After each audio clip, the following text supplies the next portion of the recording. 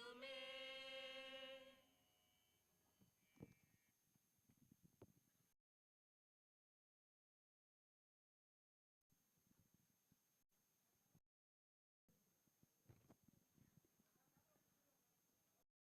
invite the Vice Chancellor to deliver the welcome address and present the report on the academic achievements of the university during the October 2019 to May 2022.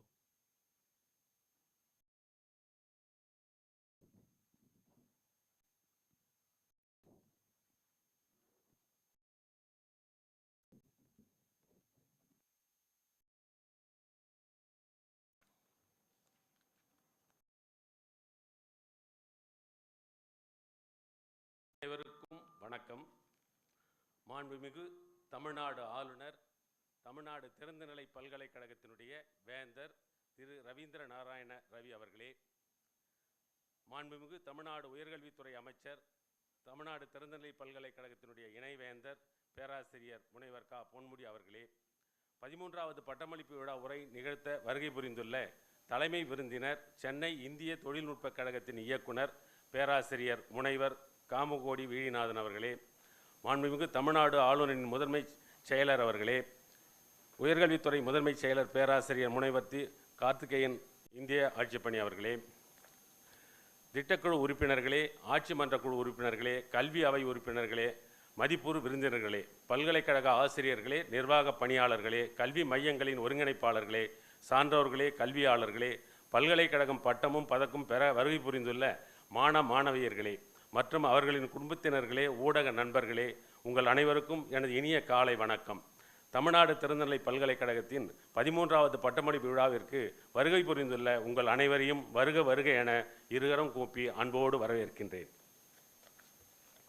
நமது 13வது பட்டமளிப்பு விழாவிற்கு தலைமையேற்றுள்ள மேதகு ஆளுநர், தமிழ்நாடு திறந்தநிலை பல்கலைக்கழகத்தின் வேந்தர் பெருமதிப்பிற்குரிய திரு ரவீந்திர நாராயணன் ரவி அவர்கள் நாடறிந்த தலைவர், தலை சிறந்த நிர்வாகி, உயரிய சிந்தனைகளை கொண்ட கல்வியாளர், எழுத்தாளர், பத்திரிகையாளர் என பன்முக ஆற்றல் பெற்றவர். 1919 ஆகஸ்ட் 1 முதல் 2021 செப்டம்பர் 16 வரை நாகாலாந்து மாநிலத்தின் ஆளுநராக திறம்பட பணியாற்றி தடம் பதித்தவர். 1976ஆம் ஆண்டில் இந்திய காவல் பணியில் IPS இணைந்து கேரள மாநிலத்தில் பொறுப்பேற்றார். 10 ஆண்டுகளுக்கு மேலாக கேரளத்தின் பல்வேறு மாவட்டங்களில் வெவ்வேறு பொறுப்புகளில் பணியாற்றினார். இந்திய அரசின் புலனாய்வு துறையில் CBI செயல்பட்ட போது லஞ்சம் மற்றும் குற்றச் செயல்களுக்கு எதிராக பல நடவடிக்கைகளை முன்னெடுத்தார். சட்டவிரோத செயல்களுக்காக எதிராக பிரதமர் அலுவலகத்தில் உளவுத்துறை கூட்டுக்குழுவின் தலைவராக நியமனம் பெற்று தேசிய பாதுகாப்பு நடவடிக்கைகளில் உளவு பிரிவு அமைப்புகளுக்கு தலைமையேற்று வழிகாட்டினார். மேதகு ஆளுநர் அவர்கள் தமிழ்நாட்டின் வளர்ச்சியில் உண்மையான அக்கறையும் ஈடுபாடும் கொண்டு செயலாற்றி வருபவர். திறந்த மனதோடு பல்கலைக்கழகங்களின் வளர்ச்சிக்கும் மேன்மைக்கும் அர்ப்பணிப்பு உணர்வுடன் பணியாற்றி வருபவர். பல்கலைக்கழக ஆசிரியர்கள், நிர்வாகிகள், பணியாளர்கள், அதே சமயத்தில் துணைவேந்தர்களோடு சேர்ந்து பல கலந்துரையாடல்களை நடத்தி கல்வி செயல்பாடுகள் சிறக்க தக்க ஆலோசனைகளை வழங்கி வருபவர். மேதகு தமிழ்நாடு ஆளுநர், பல்கலைக்கழக வேந்தர் இந்த பட்டமளிப்பு விழாவிற்கு தலைமையேற்று சிறப்பித்தது நமக்கு பெருமை. மேதகு ஆளுநர், வேந்தர் அவர்களை உங்கள் சார்பாகவும் என் சார்பாகவும் பல்கலைக்கழகத்தினுடைய அனைத்து ஆசிரியர் பெருமக்கள் சார்பாகவும் மாணவர்கள் சார்பாகவும் வருக வருக என வரவேற்று மகிழ்கின்றேன்.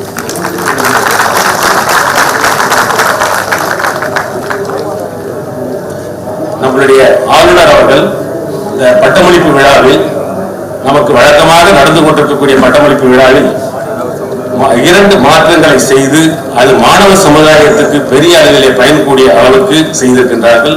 ஒன்று, நீங்கள் இப்பொழுது சற்று முன்னர் அனைத்து பதக்கங்களை பெறக்கூடிய மாணவ மாணவியர்கள் அத்துணை பேரும் 317 பேரும் நம்மளுடைய chancellor, pro chancellor, chief guest, நம்முடைய vice chancellor, education secretary and registrar and controller என்று ஒரு குரூப் போட்டோ நம்ம எடுத்தோம். இதுக்கு முன்னாடி நம்மளுடைய இந்திய பல்கலைக்கழக வரலாறுல ஒரு வேந்தரும் நம்மளுடைய இணைவேந்தரும் சேர்ந்து நின்று மாணவர்கள் அத்துணை பேரை பழக்கம் பெறுவதோடு சேர்ந்து போட்டோ எடுத்து நீங்கள் வாழ்நாள் முழுக்க இதை உங்களுடைய நினைவில் வைத்துக் கொள்ள வேண்டும். வாழ்நாள் முழுக்க இதை ஒரு உத்வேகமாக எடுத்துக்கொண்டு நீங்கள் முன்னேற வேண்டும் என்ற எண்ணத்தோடு செய்திருக்கின்றார்கள். அதே போல எந்த பட்டமளிப்பு விழாவிலும் நம்மளுடைய ஆளுநர் அவர்கள் கலந்து கொள்கின்ற பொழுது தலைமை உரை ஆற்றுகின்றார்கள். அது இரண்டாவதான ஒரு மாற்றம். அந்த தலைமை உரையிலே அவர்கள் எண்ணற்ற கருத்துக்களையும் எண்ணற்ற செயல்பாடுகளையும் எண்ணற்ற அனுபவ ரீதியான கருத்துக்களையும் உலகளாவிய கருத்துக்களையும் நம்ம இந்திய திருநாடு எந்த அளவுக்கு முன்னேற வேண்டும், எந்த அளவுக்கு வெற்றி பெற வேண்டும், இளைஞர்கள் எந்த அளவுக்கு அதற்கு வழிகாட்டியாக இருக்க வேண்டும் என்பதை அடிப்படையாக வைத்து அற்புதமான ஒரு சொற்பொழிவை ஆற்றுகின்றார்கள். அதனை இங்கே நமக்கு நிகழ்த்தி இருக்கின்றார்கள். சமூக நீதி மற்றும் தமிழக மறுமலர்ச்சிக்காக பாடுபட்ட தந்தை பெரியார், பேரறிஞர் அண்ணா, மூதறிஞர் கலைஞர் முதலான தலைவர்கள் வழியில் அதே நெறியில் சிறிதும் தடம் மாறாமல் மக்கள் பணியை தொடர்ந்து மிக சிறப்பாக பணியாற்றி வருபவர் மாண்புமிகு தமிழ்நாடு முதலமைச்சர் திருமிகு முத்துவேல் கருணாநிதி ஸ்டாலின் அவர்கள். சமூக பணி, அரசியல் பணி, கலை ஈடுபாடு, இதழியல் பணி என்று தடம் பதித்தவர். ஓயாத உழைப்பு, அயராத முயற்சி, ஓங்கி வளரும் செயல், உடனுக்குடன் எடுக்கும் தீர்வு ஆகியவற்றின் உருவமாக ஒளிர்விடுகிறார் நமது மாண்புமிகு தமிழ்நாடு முதலமைச்சர் அவர்கள். மாண்புமிகு முதலமைச்சர் அவர்கள் நமது பல்கலைக்கழகத்திற்கு அளித்து வரும் ஆதரவு அளப்பரியது. இத்தருணத்தில் அவரை பல்கலைக்கழகத்தின் சார்பாக உங்கள் அத்துணை பேரின் சார்பாக வணங்கி விழா அரங்கிலே கவர்னர் தலைமையிலே நம்மளுடைய எஜுகேஷன் மினிஸ்டர் தலைமையிலே நடக்கக்கூடியது முதல் நிகழ்வு என்பதை இந்த நேரத்திலே நான் உங்களுக்காக பெருமையோடு பதிவு செய்து கொள்கின்றேன். அதோடு மட்டுமில்லாமல் நம்மளுடைய இந்த 20 ஆண்டு கால சமூகத்தில் ஒவ்வொரு நிலையில் உள்ளவர்களுக்கும் அர்ப்பணிப்பு உணர்வோடு கல்வி பணியாற்றி மகத்தான வளர்ச்சியினை அடைந்துள்ளது. இந்திய அளவில் தொலைநிலை கல்வி வழங்கும் நிறுவனங்களில் மிக சிறந்த நன்மதிப்பை பெற்றுள்ள பல்கலைக்கழகம் திகழ்கின்றது. தொலைநிலை கல்வியில் இந்தியாவிலேயே தமிழ்நாடு திறந்தநிலை பல்கலைக்கழகத்தில் இதுவரை அதிக அளவில் குறிப்பாக 2631 மாற்றுத்திறனாளிகள் மாணவர்கள் பட்டம் பெற்றிருக்கிறார் என்பது ஒரு வரலாறு. அதற்கடுத்து நம்மளுடைய 2019-23 ஆண்டுகள் வரை தொலைநிலை கல்வி முறையில் 42 இளநிலை மற்றும் 38 முதுநிலை பட்ட படிப்புகள் வழங்குவதற்கான பல்கலைக்கழக நிதி நல்கை குழு தொலைநிலை கல்வி மன்றத்தின் அங்கீகாரம் பெறப்பட்டுள்ளது. பல்கலைக்கழக நிதி நல்கை குழு தொலைநிலை கல்வி மன்றத்திடமிருந்து 2.16 கோடி மேம்பாட்டு நிதியாக பெறப்பட்டுள்ளது. மயிலாடுதுறை, சிவகங்கை, திருவண்ணாமலை மற்றும் சேலம் ஆகிய 4 இடங்களில் புதிதாக பல்கலைக்கழக மண்டல மையம் நிறுவப்பட்டுள்ளன. தமிழ்நாட்டில் உள்ள 131 அரசு கலை மற்றும் அறிவியல் கல்லூரிகள் பல்கலைக்கழக கற்போர் உதவி மையமாகவும் தேர்வு மையமாகவும் செயல்படுவதற்கான அரசாணை பெறப்பட்டு அக்கல்லூரிகள் கற்போர் உதவி மையங்களாக நிறுவப்பட்டுள்ளன. தமிழ்நாடு அரசிடமிருந்து கோத்தகிரி, நீலகிரி மாவட்ட மையத்திற்கான நில ஒதுக்கீடு பெறப்பட்டுள்ளது. கல்விப்புல வளாகம் மற்றும் பாடநூல் தயாரிப்பு வழங்கல் பிரிவில் புதிதாக கட்டி முடிக்கப்பட்டுள்ள கூடுதல் தளங்கள் மற்றும் விழுப்புரம் மண்டல மைய கட்டுமான பணிகள் நிறைவடைந்து பயன்பாட்டிற்கு கொண்டு வரப்பட்டன. கல்விசார் மற்றும் நிர்வாக உள்கட்டமைப்புகள் சீரமைக்கப்பட்டு செய்யப்பட்டுள்ளன. 32 பாடத்திட்ட கூடுதல் மறு சீரமைப்பு செய்யப்பட்டதோடு 110 பாட பிரிவுகளுக்கான கலை திட்டங்கள் மாற்றி அமைக்கப்பட்டு அவை பல்கலைக்கழக இணையதளத்தில் பதிவேற்றப்பட்டுள்ளன. மேலும் புதிதாக இந்த 2.5 ஆண்டுகளில் 65 புதிய பாடத்திட்டங்கள் அறிமுகப்படுத்தப்பட்டுள்ளன. வேலைவாய்ப்புக்கு உகந்தவைகளாக தமிழ்நாடு திறந்தநிலை பல்கலைக்கழக தொலைநோக்கு பார்வை 2030 என்ற தொலைநோக்கு பார்வை அறிக்கை தயாரிக்கப்பட்டு அதன்படி பல்கலைக்கழகம் செயல்பட்டு கொண்டிருக்கிறது. மேலும் 35 பாலிசி டாக்குமெண்ட்டுகளை பல்கலைக்கழகம் NAC அக்ரிடிஷன் பெறுவதற்காக தயாரித்துள்ளது.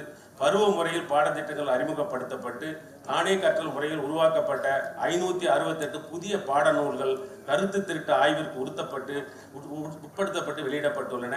நம்முடைய பல்கலைக்கழகத்திலே பருவ தேர்வு நம்முடைய செமஸ்டர் முறையை மாற்றியிருப்பது இதுதான் முதல் முறை. இது முன்னாடியெல்லாம் நான் செமஸ்டர் பேட்டர்ன் தான். ஆண்டிற்கு 2 முறை வெளிவரும் பல்கலைக்கழக செய்திகள் தி TNU நியூஸ் லெட்டர் மற்றும் மாத ஒரு முறை வெளிவரும் மின் செய்தி இதழ் தி TNU புல்லட்டின் வெளிவர முறையும் அறிமுகப்படுத்தப்பட்டு ஜூன் 2019 முதல் தொடர்ந்து வெளியிடப்பட்டு வருகிறது. முழுநேர மாணவர் பட்ட ஆய்வு மாணவர்களுக்கு ஆய்வு உதவித்தொகை, தொகுப்பு ஊதியம், தொகுப்பு நிதியும் நம்முடைய பல்கலைக்கழகத்தின் மூலமாக முதல் முறையாக வழங்கப்பட்டு வருகிறது. கல்வி புலங்கள் வளாகத்தில் 5வது தளத்தில் திருவள்ளுவர் அரங்கம் உருவாக்கப்பட்டு அரங்கத்தின் நுழைவு வாயிலில் திருவள்ளுவர் சிலை நிறுவப்பட்டு செயல்பாட்டுக்கு கொண்டு வரப்பட்டிருக்கிறது. பல்கலைக்கழகத்தில் நிறுவப்பட்டுள்ள அண்ணா இருக்கை புத்தாக்க செய்யப்பட்டதோடு திருவள்ளுவர் இருக்கை, தந்தை பெரியார் இருக்கை ஆகிய 2 புதிய இருக்கைகளும் தோற்றுவிக்கப்பட்டுள்ளன. கற்போரின் கல்விசார் தேவையை நிறைவு செய்யும் வகையில் புதிதாக 10 கல்விசார் மையங்களும் சமீபத்திலே நம்மளுடைய யூனிவர்சிட்டி கிராண்ட்ஸ் கமிஷன் சொன்ன ரிசர்ச் அண்ட் டெவலப்மெண்ட் செல் என்ற அமைப்பும் உருவாக்கப்பட்டு 8 பிரிவுகளும் உருவாக்கப்பட்டுள்ளன அற்புதமான செயல்பாட்டுக்காக. முதலாண்டு மாணவர்களுக்கு அறிமுக வகுப்புகள் இன்டென்ஷன் புரோகிராம் நடத்தும் முறை முதன்முறையாக அறிமுகப்படுத்தப்பட்டது. அனைத்து கற்போர்களுக்கும் பல்கலைக்கழகத்தாலே நேரடியாக இணைய வழியில் கலந்தாய்வு வகுப்புகள் நடத்தும் முறை அறிமுகப்படுத்தி செயல்படுத்தப்படுகிறது. இறுதியாண்டு மாணவர்களுக்கு உடனடியாக துணை தேர்வு நடத்தும் முறை சப்ளிமெண்டரி எக்ஸாமினேஷன் முதல் முறையாக பல்கலைக்கழகத்திலே அறிமுகப்படுத்தப்பட்டு செயல்படுத்தப்படுகிறது. பணி மேம்பாட்டு நிறுவனத்தின் மூலம் 23 ஆசிரியர்களுக்கும் 29 ஆசிரியர் பணியாளர்களுக்கும் பணி உயர்வு வழங்கப்பட்டுள்ளது. நிதி மேலாண்மையை சிறப்பான முறையில் கையாளுதல் என்ற அடிப்படையில் ரூபாய் 58 கோடி ரூபாய் மதிப்பிலான 489 தணிக்கை அறிக்கைகள் local fund audit objections AG audit அப்ஜெக்ஷன்ஸை தீர்வு காணப்பட்டுள்ளது. 2.5 ஆண்டுகளில் தமிழ்நாடு போக்குவரத்து மற்றும் மின்விதி கழகத்தில் ரூபாய் 280.10 கோடி 5 ஆண்டு காலத்திற்கு தொடர் வைப்பு நிதியாக வைக்கப்பட்டுள்ளது. பல்கலைக்கழகத்தினுடைய நிதி நிலை சிறப்பாக செயல்படுவதற்கு இந்த ஏற்பாடுகளை செய்யப்பட்டுள்ளது. இளைய தலைமுறை மாணவர்கள் பயனடையும் வகையில் தமிழ்நாட்டில் உள்ள 32 மாவட்ட நூலகங்களும் தலா 807 தானே கற்றல் பாடநூல்களை 1 கோடி மதிப்பிலான புத்தகங்கள் 25,824 ஆங்கிலம் மற்றும் தமிழ் வழி அவற்றை நூலகத்தில் பராமரிக்கும் அறைக்காலங்களோடு இலவசமாக வழங்கப்பட்டு ஒரு IAS அல்லது IPS அல்லது போட்டித் தேர்வுகளுக்கு தயார் பண்ணுவதற்காக கிராமப்புற மாணவர்கள் அந்தந்த நூலகங்களுக்கு சென்று பயன்பெற்று தேர்வுகளில் வெற்றி பெற்று வேலைவாய்ப்பை பெறுவதற்கான வழிவகை செய்யப்பட்டுள்ளது. பல்கலைக்கழகத்தினுடைய இணைய வானொலி ரேடியோ மற்றும் யூடியூப் சேனல்களை உருவாக்கப்பட்டு பல்கலைக்கழகத்தினுடைய திட்டங்கள் வெளி உலகத்திற்கு தெரிவதற்கு ஏற்பாடு செய்யப்பட்டுள்ளது. அதற்கடுத்து 2019-22 வரையிலான ஆண்டுகளில் 72,000க்கும் மேற்பட்ட மாணாக்கர்கள் பல்வேறு படிப்புகளில் சேர்ந்து பயன்பெற்று வருகின்றார்கள். பல்கலைக்கழகத்தின் அனைத்து மண்டல மையங்களும் தொடர்பு அலுவலர் நியமனம் செய்யப்பட்டது. பல்கலைக்கழகத்தின் நிர்வாகம் சிறப்பாக செயல்படுவதற்காக கல்விசார் பணியில் இணைந்து செயல்படும் வகையில் பல்வேறு கல்வி நிறுவனங்களுடன் தொழிற்கூடங்களுடனும் 20 கல்விசார் புரிந்துணர்வு ஒப்பந்தங்கள் மேற்கொள்ளப்பட்டுள்ளன. பல்கலைக்கழகத்தில் மாணாக்கர் சேர்க்கை முதல் பட்டம் பெறுவது வரையான கல்விசார் பணிகள் அனைத்தையும் மாணாக்கர்கள், ஆசிரியர்கள், பணியாளர்கள் உள்ளிட்டோர் இணையம் வழியாக கைபேசி செயலி வழியாக பயன்படுத்துவதற்கான வசதி பயன்பாட்டிற்கு கொண்டு வரப்பட்டுள்ளது. அதற்கு நம்முடைய உயர்கல்வித்துறையுடைய செயலர் அவர்களுக்கும் நம்முடைய மாண்புமிகு உயர்கல்வித்துறை அமைச்சர் அவர்களுக்கும் இந்த நேரத்தில் நான் நன்றி சொல்ல கடமைப்பட்டிருக்கின்றேன். அந்த திட்டமானது நம்முடைய தமிழகத்திலே முதல் முறையாக நம்முடைய பல்கலைக்கழகத்திலே அறிமுகப்படுத்தப்பட்டு மாணவர்கள் பல்கலைக்கழகத்திலே சேருவதிலிருந்து அவர்கள் படிப்பை முடித்து தேர்வு எழுதி பட்டம் பெறுகின்ற வரை இந்த மொபைல் ஆப் மூலமாக படிப்பதற்கான வழிவகை செய்யப்பட்டுள்ளது. தொழிற்சாலையில் பணியாற்றி வரும் தொழிலாளர்கள் தொலைநிலை கல்வி முறையில் பட்டயம் பெறும் வகையில் 5316 மாணவர்கள் முதல் முறையாக தொழில் நிறுவன கூட்டமைப்பு மூலம் சேர்க்கப்பட்டுள்ளனர். அதனை எங்களுக்கு பரிந்துரைத்த நம்மளுடைய ராஜ்பவன் அலுவலர்களுக்கும் நம்மளுடைய முன்னாள் ஆளுநருக்கும் இதை தொடர்ந்து ஆதரித்து சப்போர்ட்டை தந்து சிறப்பாக செயல்படுவதற்கு எங்களுக்கு ஆலோசனை வழங்கி கொண்டிருக்கிற நம்முடைய மாண்புமிகு ஆளுநர் அவர்களுக்கும் என்னுடைய மனமார்ந்த நன்றியையும் பாராட்டியும் இந்த நேரத்திலே நான் பதிவு செய்து கொள்கின்றேன். அதே சமயத்திலே நம்மளுடைய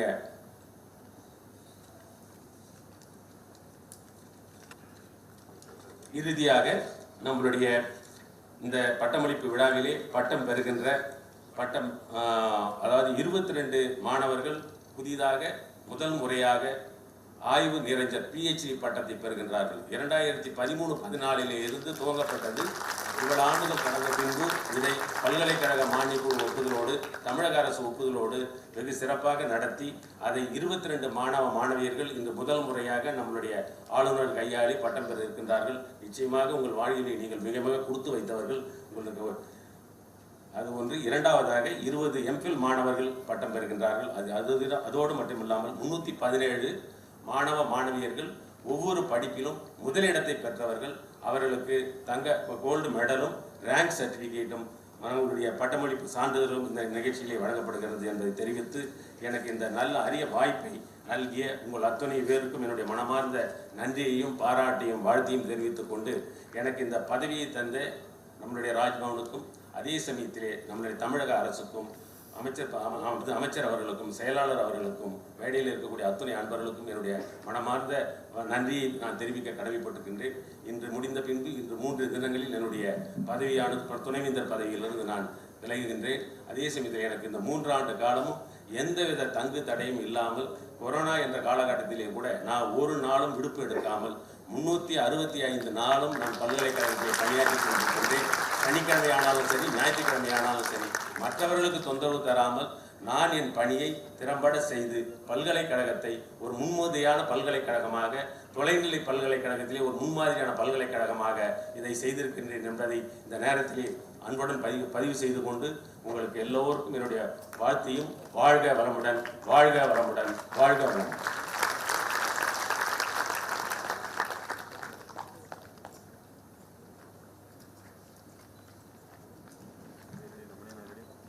This convocation of the Tamil Nadu Open University has been called on to confer the degrees and diplomas upon the candidates who in the examinations recently held for the purpose have been certified to be worthy of the same. I invite the chief guest, Professor V. Kamagoti, Director, Indian Institute of Technology, Madras, to deliver the convocation address.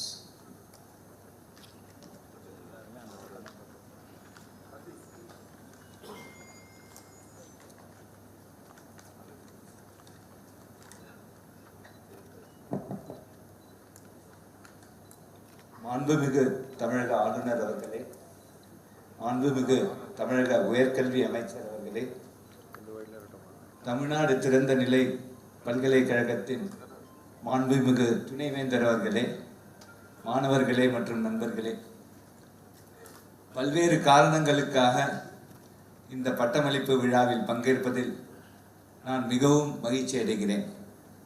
ஒன்று, தரமான கல்வியை அனைவருக்கும் சென்றடைய பல ஆண்டுகளுக்கு முன்பாகவே எடுக்கப்பட்ட முயற்சிக்கு ஒரு சிறந்த எடுத்துக்காட்டு இந்த பல்கலைக்கழகம். பல காரணங்களினால் கல்லூரியில் நேரில் சென்று படிக்க முடியாதவர்களுக்கு கல்வியை கற்க செய்யும் ஒரு ஸ்தாபனம் இந்த பல்கலைக்கழகம்.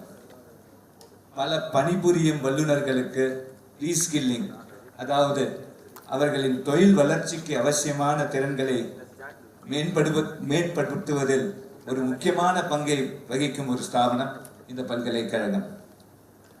கோவிட் மற்றும் அதன் விளைவாக வந்த ஊரடங்கின் போது ஆன்லைன் மற்றும் ஹைபிரிட் வகுப்புகளை நடத்தும் தேவை உருவானது.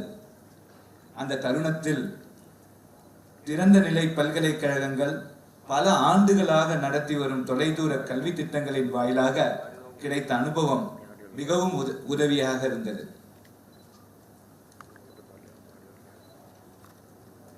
இன்று அறிவியல் மற்றும் தொழில்நுட்பம் வளர்ச்சியை அடைந்து வருகிறது. பல புது அறிவியல் பாடங்கள், தொழில்நுட்ப பாடங்கள் இன்று இன்ட்ரடியூஸ் செய்து கொண்டிருக்கிறோம். இதில் பாடத்திட்டங்களும் மாறுகிறது. there is a change in curriculum. இதற்கு கற்பிக்கும் முறையும் மாறுகிறது. அதாவது டீச்சிங் மெத்தடாலஜியும் நம்ம மாற்ற வேண்டிய ஒரு கட்டாயம் இருக்கிறது.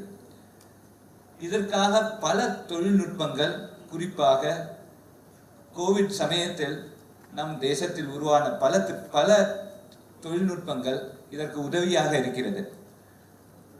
முதன்மையாக தொலைதூர கல்வி முறையில் இன்டர்நெட் ஒரு புதிய அத்தியாயத்தை தொடங்கியுள்ளது. ஒரு டிஜிட்டல் மூலம், அதாவது இந்த பாடத்திட்டங்கள், பாட நூல்கள், ஒரு டிஜிட்டல் வெர்ஷனை மிக குறைந்த செலவில் மிக அதிவேகமாக, அதாவது ஒரு நிமிஷத்தில் பல நூற்றுக்கணக்கான மாணவர்களுக்கு நம்மால் சேர்க்க முடிகிறது. இன்டர்நெட் இல்லைன்னா அது முடியாது. அதை தவிர இன்று இந்த டிஜிட்டல் மூலமாக மெட்டீரியல்ஸை சர்க்குலேட் செய்வதில் ஒரு பெரிய ஒரு அட்வான்டேஜ் என்னன்னா, ஒரு பாடத்தை பற்றி மிகவும் தீர்க்கமாக அதை ஒரு எக்ஸ்பிளைன் செய்யறதுக்கு நமக்கு ஒரு வாய்ப்பு இருக்கு. குறிப்பாக ஒரு வேதியியல், கெமிஸ்ட்ரியில் ஒரு எக்ஸாம்பிள் எடுத்துப்போம். வாட்டர், இதை பற்றி பேசணும்னா ஹைட்ரஜனை பற்றி இன்ட்ரடியூஸ் பண்ணலாம், ஆக்சிஜன் பற்றி இன்ட்ரடியூஸ் பண்ணலாம். குறிப்பாக ஹைட்ரஜன் ஆக்சிஜன் எப்படி சேருது, அந்த பாண்டிங்கை பற்றி இன்ட்ரடியூஸ் பண்ணலாம். அதை தவிர இன்னும் கொஞ்சம் அட்வான்ஸ்டா ஹைட்ரஜனும் ஆக்சிஜனும் சேர்ற மாதிரி ஹைட்ரஜனும் சல்ஃபரும் சேருது. ஆனால் ஹைட்ரஜன் சல்ஃபரும் சேர்ந்தா அது கேஸா இருக்கு, ஆனால் ஹைட்ரஜன் ஆக்சிஜன் சேர்ந்தா அது லிக்விடா இருக்கு. இது மாதிரியான பல நுணுக்கங்களை நாம் டிஜிட்டல் மூலம் சொல்லி கொடுக்கறது ரொம்ப ஈஸி. இதுவே நம்ம ஹார்டு காப்பி புஸ்தகங்கள் அனுப்புறதுன்னா பல நூற்றுக்கணக்கான பேஜஸை நம்ம அனுப்பணும். அதை தவிர இப்ப ஒரு காலகட்டத்தில் பாடத்தை நிறுத்திட்டு திரும்பி வராங்க இல்லையா, அவங்களுக்கு வந்து எல்லாமே தேவை இருக்காது. ஒரு பாடத்திட்டத்தை பத்தி மேலளவில் அவங்களுக்கு எக்ஸ்பிளைன் பண்ணா போறோம். அதனால சில பேருக்கு புதுசாக ஒரு பாடத்திட்டத்தை கற்றுக்க ஆரம்பிக்கிறவங்களுக்கு இதை பத்தி இன்னும் டீப்பா தெரிய வேண்டிய ஒரு நிலைமை இருக்கு. அதனால அவங்களுக்கு வேண்டிய அளவு அந்த பாடத்திட்டத்தை அந்த அந்த இன்ஃபர்மேஷனை அவங்களுக்கு வேண்டிய அளவுக்கு அவங்க அதை ப்ரௌஸ் பண்ணி கத்துக்கலாம். இதுதான் டிஜிட்டல் ரிசோர்ஸ் நமக்கு கொடுத்த ஒரு பெரிய ஒரு வரப்பிரசாதம்னு சொல்லலாம். இதுல இன்னைக்கு விக்கிபீடியா ஒரு பெரிய ஒரு எடுத்துக்காட்டு. அதே மாதிரி பல டிஜிட்டல் ரிசோர்சஸ் இந்த யூனிவர்சிட்டியும் தயாரிச்சிருக்காங்க. ஒன்று ரெண்டு பார்க்க எனக்கு ஒரு ஆப்பர்ச்சுனிட்டி இருந்தது. இதையும் தாண்டி இன்று ஓப்பன் எஜுகேஷன் சிஸ்டம்ல பல தொழில்நுட்பங்கள் அந்த எஜுகேஷனை இன்னும் ஒரு அட்ராக்டிவா, இன்னும் கொஞ்சம் ஒரு பவர்ஃபுல்லா ஸ்டூடெண்ட்ஸுக்கு ரீச் பண்ணுறதுக்கு ஒரு பெரிய நிறைய தொழில்நுட்பம் வந்திருக்கு. அதில் குறிப்பிடத்தக்க ஒன்று வர்ச்சுவல் ரியாலிட்டி, அதாவது மெய் நிகர் ரியாலிட்டின்னு சொல்லலாம். பல பேர் ஹாரி பாட்டர் சினிமா பார்த்துருப்பீங்க. அதில் புஸ்தகங்கள் மூவ் ஆகும், படங்கள் மூவ் ஆகும், ஒரு படத்துக்குள்ள போய் ஒரு கதையே சொல்லும். இது மாதிரியான சில வர்ச்சுவல் ரியாலிட்டி அன்று கதையாக இருந்தது, இன்று நிஜம். அந்த வர்ச்சுவல் ரியாலிட்டி பேஸ்டா நம்ம அந்த மெட்டீரியல்ஸை இன்னும் நல்லா டெவலப் பண்ணா இன்னும் ஃபோர்ஸ்ஃபுல்லாக நம்மளால இந்த எஜுகேஷனை தர முடியும்.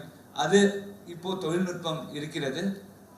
இது ஒரு இந்த ஓப்பன் யூனிவர்சிட்டி சிஸ்டமுக்கு ஒரு பெரிய வரப்பிரசாதம். அதையும் தாண்டி இப்போ சயின்ஸ் எஜுகேஷன் இருக்கு. இதுக்கு நமக்கு லேபரட்டரி எக்ஸசைசஸ் செய்ய வேண்டியிருக்கு. லேபரட்டரி எக்ஸசைசஸ்ல லேபுக்கு பிசிக்கலா போய் லேபரட்டரி செய்யறது ஒரு அது நடந்து கொண்டிருக்கிறது. இது பல நூற்றுக்கணக்கான மாணவர்களை போய் சேர வேண்டும் என்றால் இப்போது புது தொழில்நுட்பம் என்னென்றால் வர்ச்சுவல் லேப் அப்படின்னு சொல்றோம். இந்த வர்ச்சுவல் லேப்னா என்னன்னா, இதே லேப மாதிரி ஒரு டிஜிட்டல் ட்வின், அதாவது அதே மாதிரி ஒரு ரெட்டையர் டிஜிட்டல், அதாவது சாஃப்ட்வேர் மாடல்ல அதை லேப பண்ணிட்டு அந்த லேப நம்ம சாஃப்ட்வேர் மூலம் பல நூற்றுக்கணக்கான லட்சக்கணக்கான மாணவர்களுக்கு அதை போய் சேர்க்கலாம். இதையும் வர்ச்சுவல் ரியாலிட்டி, ஆக்மெண்டட் ரியாலிட்டி என்று குறிப்பிடுகிறோம். இதுல குறிப்பா ரெண்டு இம்பார்ட்டன்ட் பாயிண்ட் நம்ம நோட் பண்ணணும். ஒன்று, பல எக்ஸ்பெரிமெண்ட்ஸை பண்ணலாம். ஃபார் எக்ஸாம்பிள், இப்போ ஒரு பேசிக் பிசிக்ஸ் எடுத்துப்போம், அதில் ஒரு சர்க்கியூட் தியரி எடுத்துப்போம். ஒரு ரெசிஸ்டரை சேஞ்ச் பண்ணால் கரண்ட் எப்படி மாறுது அப்படிங்கிறத ஆட்டோமேட் பண்ணி பல ரெசிஸ்டர் வேல்யூ போட்டு பல கரண்ட் சோர்ஸை வச்சு அதை நம்ம ஸ்டடி பண்ணலாம். இதையும் தாண்டி டிஸ்ட்ரக்டிவ் எக்ஸ்பெரிமெண்ட்ஸ் பண்ணலாம். அதாவது ஒரு சிலிண்டர் இருக்கு, அது எவ்வளவு ப்ரெஷர் கொடுத்தா வெடிக்கும் அப்படிங்கிறத பிசிக்கல் லேப்ல ஒரு சிலிண்டரை வெடிக்க பண்ண முடியாது. ஆனால் அதுவே இந்த வர்ச்சுவல் லேப்ல ப்ரெஷரை ஜாஸ்தி கொடுத்து அந்த சிலிண்டரை வெடிக்க பண்ணலாம். எப்படி வெடிக்கும்ங்கிறது இது மாதிரியான பல புது முயற்சிகளை நம்ம இதில் எடுக்கலாம். அதனால வர்ச்சுவல் லேப்ங்கிறது ஒரு பெரிய இது மாதிரி தொலைதூர கல்வியில் ஒரு பெரிய பங்கு அளிக்கும் என்பது சந்தேகம் இல்லை. அதையும் தாண்டி இன்று இது மாதிரியான லார்ஜ் ஸ்கேல் பல லட்சக்கணக்கான மாணவர்களை நம்ம அடையறதுக்கு ஒரு இம்பார்ட்டன்ட் டெக்னாலஜி இன்னைக்கு வந்ததுங்கிறது கிளவுட் டெக்னாலஜி. எல்லாரும் கூகுள், அமேசான் இதெல்லாம் யூஸ் பண்ணிட்டு இருப்பீங்க. இதெல்லாம் வந்து கிளவுட் டெக்னாலஜி. இந்த கிளவுட்ல நம்ம சாஃப்ட்வேரை போட்டு அதுல நம்ம வந்து அதுக்கு ஆக்சஸ் கொடுத்து எல்லாருக்கும் செக்யூர்டா ஒரு லேபை, வர்ச்சுவல் லேபை கிரியேட் பண்ண முடியும். இது வந்து ஒரு பெரிய தொழில்நுட்பத்துல குறிப்பாக டிஸ்டன்ஸ் எஜுகேஷனுக்கு வந்த ஒரு பெரிய வரப்பிரசாதம் என்று சொல்லலாம். தமிழ்நாடு திறந்தநிலை பல்கலைக்கழகமும் சென்னை ஐஐடியும் இணைந்து இம்மாதிரியான அதிநவீன அனுபவ ஆய்வகங்களை மேம்படுத்துவதற்கு தமிழ்நாடு திறந்தநிலை பல்கலைக்கழகத்தின் மாண்புமிகு துணைவேந்தருக்கு அழைப்பை விடுக்க இந்த வாய்ப்பை நான் பயன்படுத்துகிறேன். பல்வேறு தனிப்பட்ட மற்றும் சமூக காரணங்களினால் பட்டப்படிப்பை இடையிலேயே நிறுத்திய தமிழக பல கல்லூரி மாணவர்களுக்கு அந்த படிப்பை முடிப்பதற்கு இந்த திறந்தவெளி பல்கலைக்கழகம் உதவி செய்தால் மிகவும் உபயோகமாக இருக்கும். உதாரணத்துக்கு, ஒரு மாணவர் பிஎஸ்சி மேக்ஸ் சேர்ந்து பாதி படித்துவிட்டு அந்த கல்வியை நிறுத்திவிட்டால் மறுபடியும் இந்த ஓப்பன் யூனிவர்சிட்டி மூலம் பாக்கி இருக்கும் சப்ஜெக்ட்ஸை மட்டும், அதாவது பெண்டிங் சப்ஜெக்ட்ஸை படித்து எக்ஸாம் எழுதி தேர்வு பெற்று அந்த டிகிரி முடிக்க வழி செய்தால் மிகவும் உபயோகமாக இருக்கும் என்பது என்னோட கருத்து. அந்த பிஎஸ்சி டிகிரியை இந்த பல்கலைக்கழகமே வழங்கலாம். கல்வி என்பது அழியா செல்வம். அதை எல்லோருக்கும் எடுத்து சென்று அளிக்கும் இந்த பல்கலைக்கழகத்தின் விழாவில் கலந்து கொள்ள எனக்கு வாய்ப்பு அளித்ததற்கு நன்றி கூறி விடைபெறுகிறேன். வணக்கம்.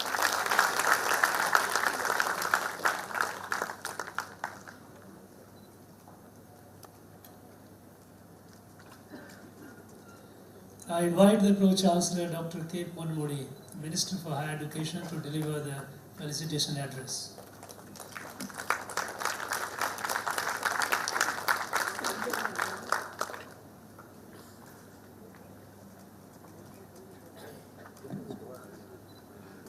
தமிழ்நாடு திறந்தநிலை பல்கலைக்கழகம் சென்னை 13வது பட்டமளிப்பு விழா நிகழ்ச்சியிலே கலந்து கொண்டு பட்டமளித்து சிறப்புரையாற்றவிருக்கிற தமிழகத்தினுடைய மாண்புமிகு ஆளுநர், மேதகு ஆளுநர் அன்பிற்குரிய ஐயா RN ரவி அவர்களே,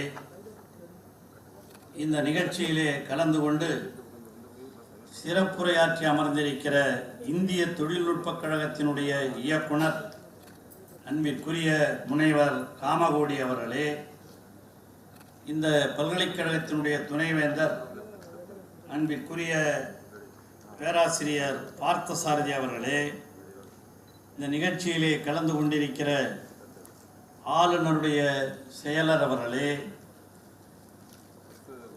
இந்த உயர்கல்வித்துறையினுடைய முதன்மை செயலாளர் அன்பிற்குரிய டாக்டர் கார்த்திகேயன் அவர்களே, தமிழ்நாடு மாநில உயர்கல்வி மன்றத்தினுடைய உறுப்பினர் செயலர் கிருஷ்ணசாமி அவர்களே, கல்லூரி கல்வி இயக்குனர் அன்பிற்குரிய டாக்டர் பூரணச்சந்திரன் அவர்களே, அன்பிற்குரிய இணை இயக்குனர் முனைவர் ராவணன் அவர்களே, இந்த நிகழ்ச்சியிலே கலந்து கொண்டிருக்கிற பேராசிரியர் பெருமக்களே, சிண்டிகேட் செனட் உறுப்பினர்களே, இதிலே பட்டம் பெறவிருக்கிற சகோதர சகோதரிகளே, அவர்களுடைய பெற்றோர்களே, பத்திரிகையாளர்களே, உங்கள் அனைவருக்கும் என்னுடைய அன்பான வணக்கம். இந்த நிகழ்ச்சி ஓப்பன் யூனிவர்சிட்டி, இங்கே எனக்கு முன்னால் பேசிய அன்பிற்குரிய காமகோடி அவர்கள் அவர்களுக்குள்ள அனுபவத்தை எல்லாம் வைத்து ஒன்றை மிக தெளிவாக சொல்லியிருக்கிறார்கள். இந்த இடை நிற்கிற மாணவர்களையும் இதில் சேர்த்துக் கொள்ள வேண்டும் என்ற ஒரு வேண்டுகோளை வைத்திருக்கிறார். உண்மையான நியாயமான வேண்டுகோள். ரொம்ப பேர் இப்போ இடையில வேலை கழிச்சு போயிட்டா போயிடுறாங்க. ஒரு காலத்தில் அதற்காக உருவாக்கப்பட்டது தான் டிஸ்டன்ஸ் எஜுகேஷனுங்கிறது. இதில் there is difference between distance education and open university. I too studied in distance education. Originally, I completed my MA History in Annamalai University. Later, I studied in the distance education at Venkateswara University, MA Political Science and MA Public Administration. And I too studied, when I was in jail, I studied BL through distance education in Pondicherry University. Again, B.Ed education in Annamalai University. So, education is not a complete thing, it is a continuous process. Whatever work you are involving, you have to study, then only you can improve your common knowledge. படிப்புங்கிறது பள்ளியில் படிக்கிறது, கல்லூரியில் படிக்கிறதோடு நிறுத்துறது கிடையாது. வாழ்க்கை பூரா தொடர்ந்து படிக்க வேண்டும். ஆனால் இது பட்டத்துக்கு போய் தான் படிக்கணுங்கிறத வீட்டில் உட்காந்துட்டே கூட புத்தகங்கள் படித்து மற்றபடி அறிவை வளர்த்துக் கொள்வது என்பது இப்பொழுது பலர் செய்கிற வேலை தான். ஆனால் இன்னதான் ஒரு ரெக்கக்னேஷன் வேணும்னு நினைப்போம்ல. நாம் இன்னும் படித்தாலும் அதுக்கெல்லாம் ஒரு ரெக்கக்னேஷன் தான் நல்லா இருக்கும்னு நினைப்போம். அந்த மாதிரி ஒரு ரெக்கக்னேஷன் கொடுக்குறதா இந்த ஓப்பன் யூனிவர்சிட்டி டிஸ்டன்ஸ் எஜுகேஷன்.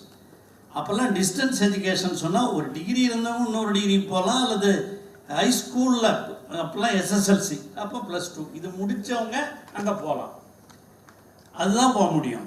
ஆனால் அந்த ஓப்பன் யூனிவர்சிட்டின்னு கொண்டு வரும்போது என்ன ஆச்சுன்னா ஸ்கூல் பக்கமே போகாதவங்க கூட இங்கே வந்து படிக்கலாம். Those who entered and who do not enter into the schools, they can also join in the open university once.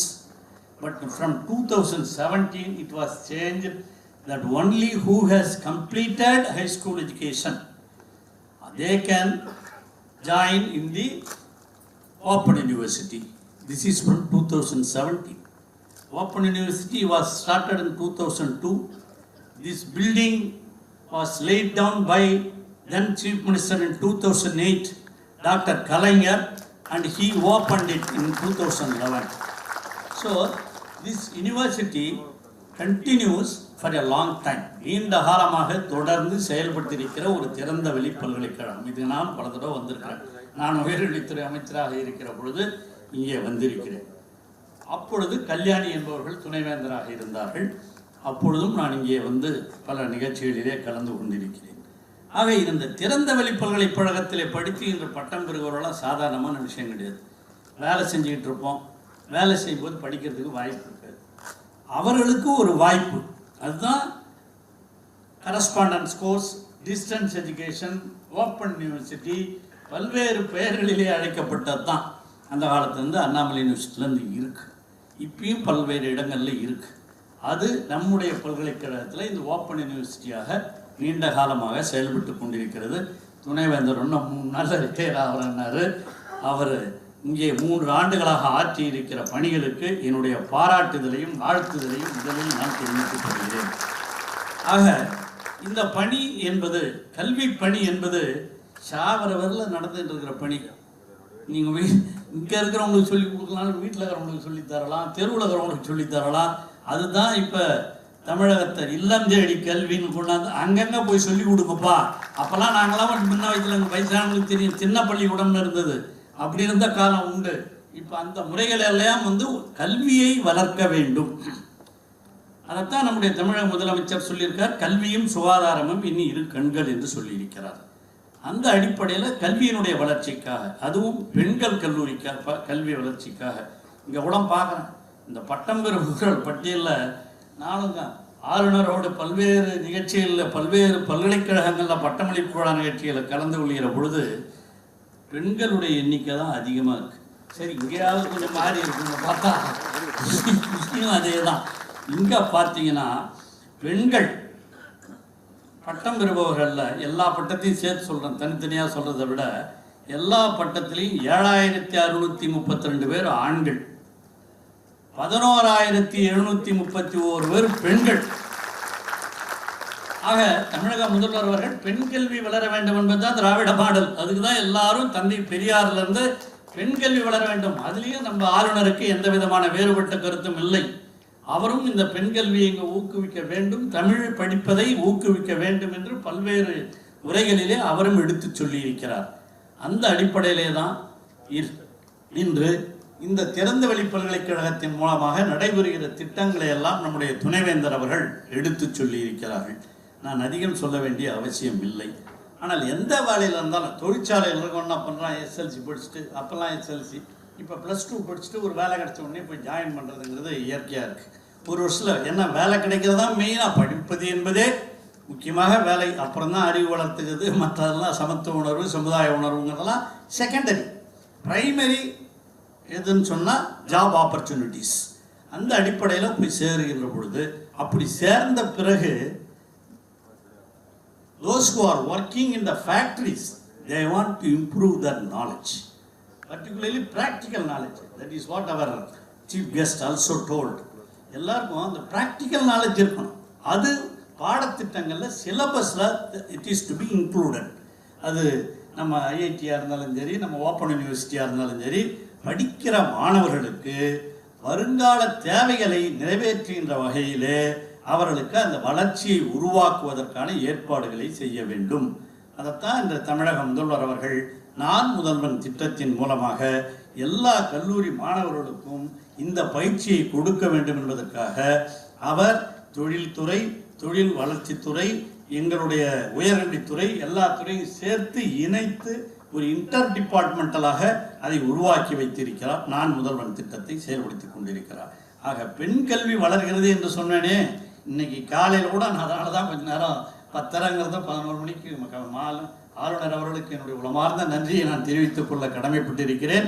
அங்கே அந்த 10:30 மணிக்கு முதலமைச்சர் அவர்கள் SIET பெண்கள் கல்லூரியில் இன்று அந்த பெண்கள் கல்லூரி இந்தியாவிலேயே அவர்கள் நடத்திய அந்த போட்டியில் முதலிடத்தை பெற்று A++ பெற்று ஒரு சர்டிஃபிகேட்டை பெற்றிருக்கிறார்கள் இந்தியாவில். அதை கொடுப்பதற்காக தமிழக முதல்வர் அவர்கள் சென்றிருந்தார்கள். அந்த அடிப்படையில் அந்த நிகழ்ச்சியிலே கலந்து கொள்ள வேண்டியிருந்தால் கொஞ்சம் வந்தாலும் நாங்கள் இந்த நிகழ்ச்சியிலே கலந்து கொள்வதற்கு உண்மையிலேயே நான் மற்றற்ற மகிழ்ச்சி அடைகிறேன். ஆகவே பெண் கல்வி மட்டுமல்ல, உயர்கல்வியே, அதுதான் முதலமைச்சர் சொன்னார். என்னுடைய ஆட்சி காலத்திலே உயர்கல்வி தமிழகத்தினுடைய பொற்காலம், உயர்கல்வியின் பொற்காலம் என்று போற்றப்படுகிற அளவிற்கு செயல்பட வேண்டும் என்று சொன்னார்.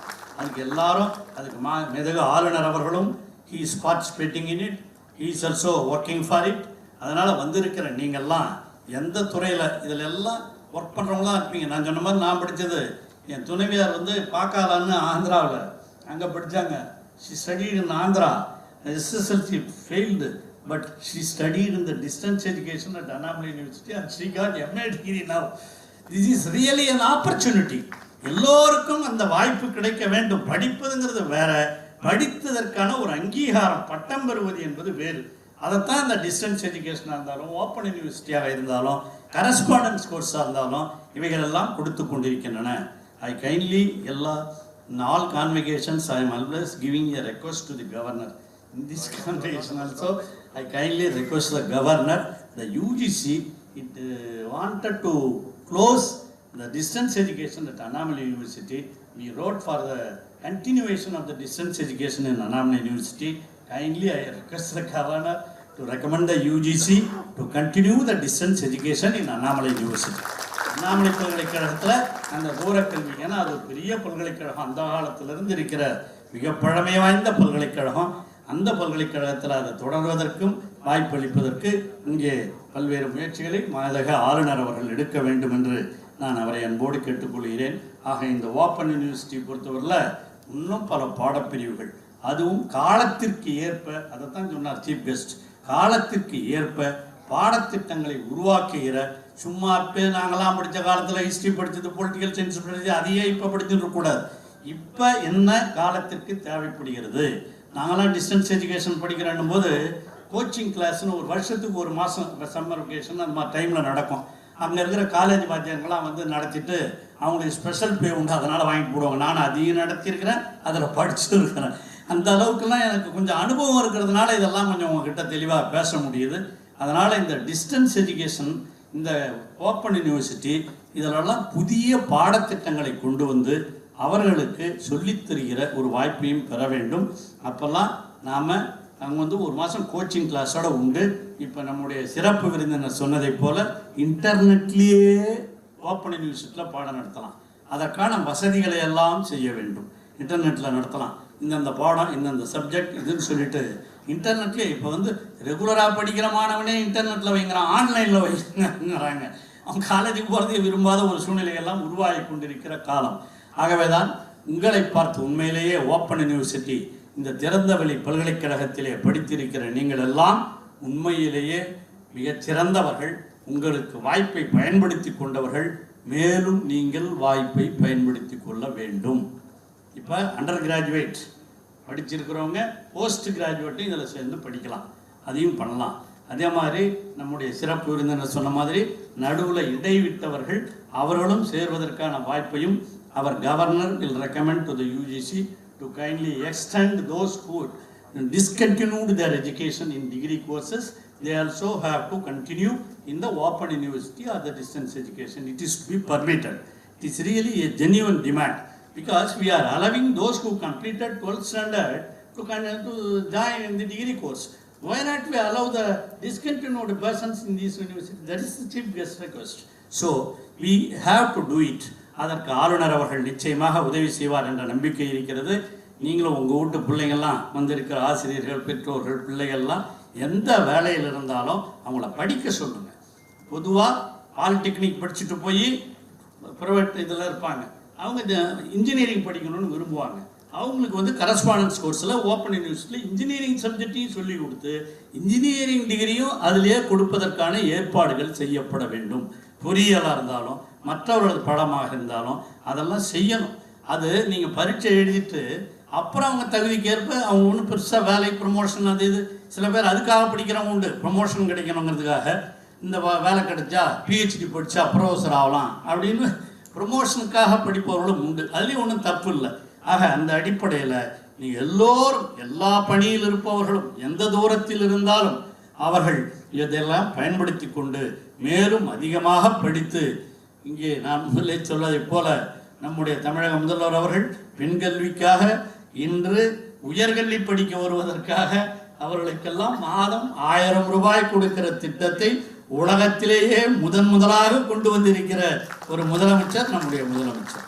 நீங்கள்லாம் படிக்க போகிறீங்க, நான் டிஸ்டன்ஸ் எஜுகேஷன் போகிறோமா, டிகிரி வாங்க போகணுமா, படிக்க போகணுமா, பரீட்சை எழுத போகிறோமான்னா யார்கிட்ட போய் பணம் கேட்பீங்க? அம்மாட்ட அப்பாட்ட 20 ரூபா கொடு 25 ரூபா கொடுன்னுவீங்க. இனிமேல் நீங்கள் போய் உங்கள் அம்மாவை கேட்க வேணாம், உங்கள் அம்மா உங்களை வந்து கேட்கும். 1000 ரூபா கொடுத்துட்டாரா அப்படி அது ஒரு 100 ரூபா கூட கேட்பாங்களா கேட்க மாட்டாங்களா? நமக்கு அதெல்லாம் பழக்கம்.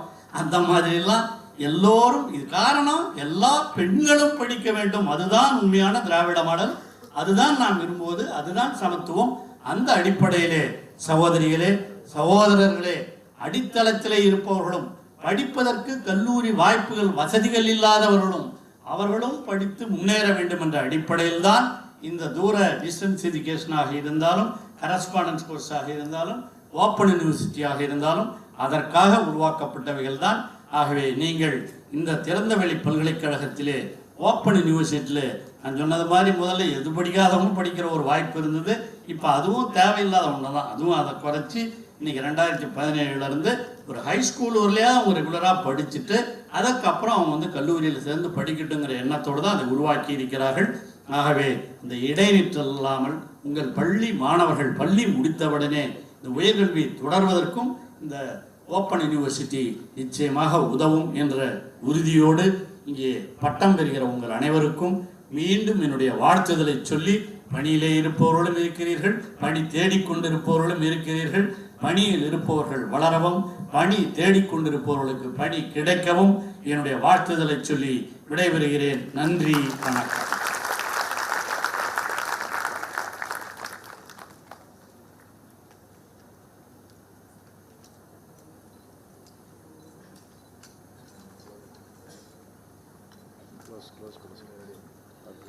Let the candidates be now presented.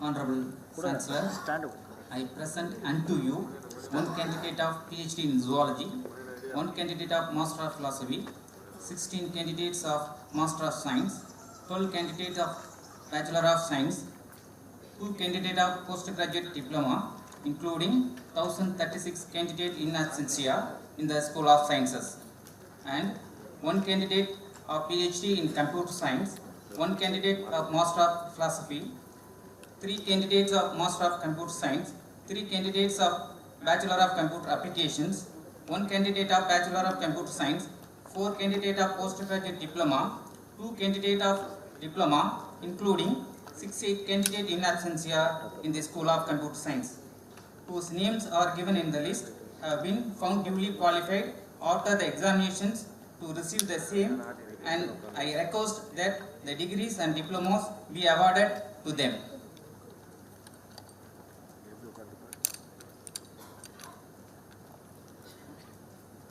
Honorable Chancellor, I present unto you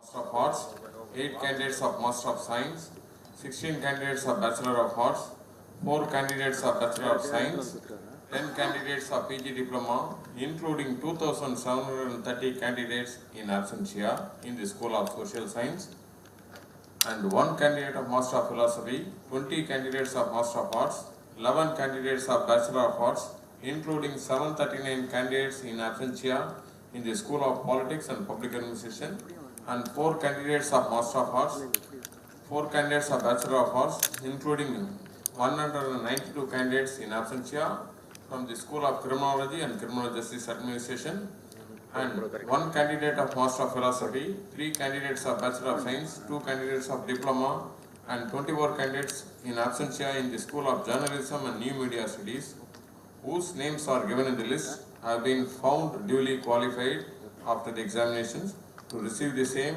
and I request that the degrees and diplomas be awarded to them.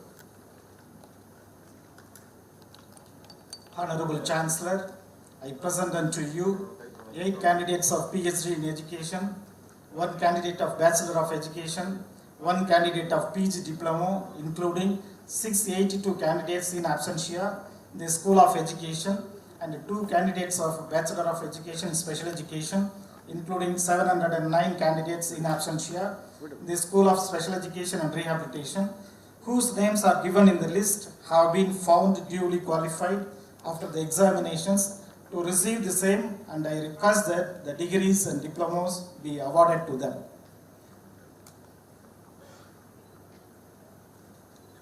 Honorable Chancellor, I present unto you 6 candidates of Doctor of Philosophy in Management Studies, 4 candidates of Master of Philosophy, 9 candidates of Master of Business Administration, 3 candidates of Master of Commerce, 11 candidates of Bachelor of Business Administration, 9 candidates of Bachelor of Commerce, 4 candidates of Postgraduate Diploma, 3 candidates of Diploma, including 3,710 candidates in absentia, whose name are given in the list, have been found duly qualified after the examination to receive the same, and I request that the degrees and diplomas be awarded to them. Honorable Chancellor, I present unto you 55 candidates of vocational diploma through community colleges, including 3,193 candidates in absentia in the School of Continuing Education, whose names are given in the list, have been found duly qualified after the examination to receive the same, and I request that the diplomas be awarded to them.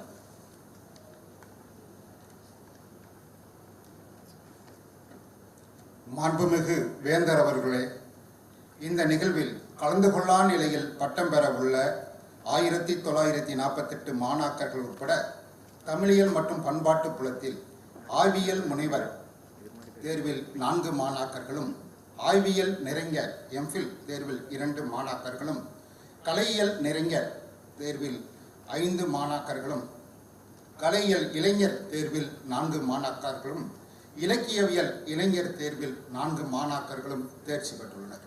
மேலும் இந்த நிகழ்வில் கலந்து கொள்ளா நிலையில் பட்டம் பெற உள்ள 1796 மாணாக்கர்கள் உட்பட கலையியல் புலத்தில் ஸ்கூல் ஆஃப் ஹியூமானிட்டிஸ் ஆய்வியல் நிறைஞர் எம்ஃபில் தேர்வில் 3 மாணாக்கர்களும், கலையியல் நிறைஞர் தேர்வில் 8 மாணாக்கர்களும், கலையியல் இளைஞர் தேர்வில் 9 மாணாக்கர்களும், முதுகலை பட்டய படிப்பில் 3 மாணாக்கர்களும், பட்டய படிப்பில் 1 மாணவரும் தேர்ச்சி பெற்றனர். இவர்கள் அனைவருக்கும் பட்டயம் வழங்க தங்கள் முன் அழைக்கின்றேன்.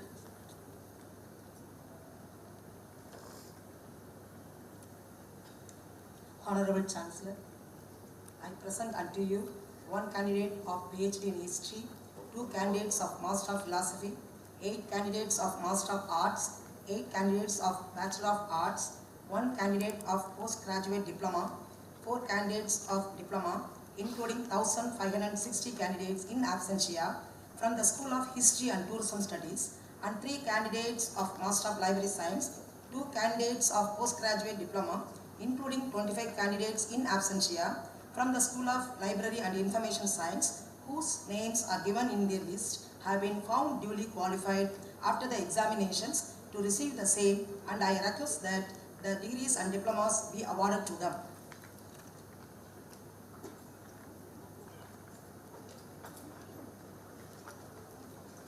Honorable Chancellor, I present unto you 22 candidates for the award of PhD degree and request that the degree be awarded to them.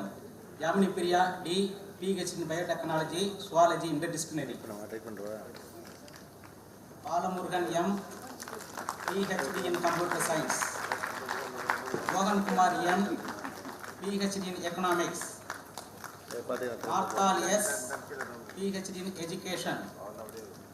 Gauri S.A, PhD in Education. Manida S.T, PhD in Education. Peter Palraj L, PhD in Education. Selvijaya A, PhD in Education.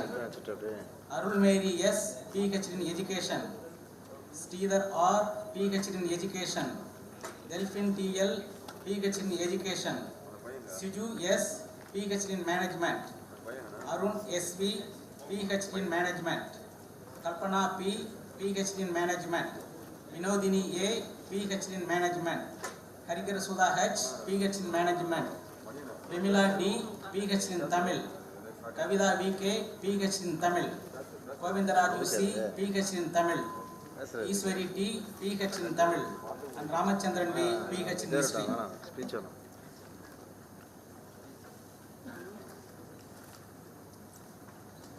அந்த அவங்க கொடுக்குறாங்க கையில் அதுனா ஒரு tight மட்டும் வச்சுட்டு டக்குன்னு வரணும்.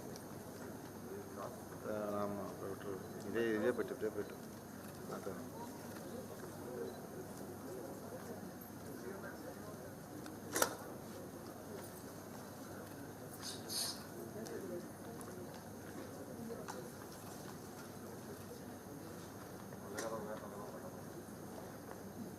செக்யூரிட்டி லாக் பண்ணி வச்சுக்கிறாங்களா?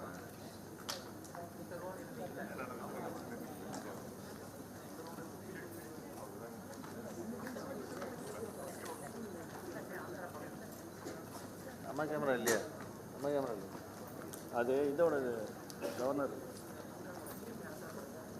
அவரே வெளில போய் சொல்கிறீங்களா? கவர்னர் கேமரா சொல்லி விட்ருங்க.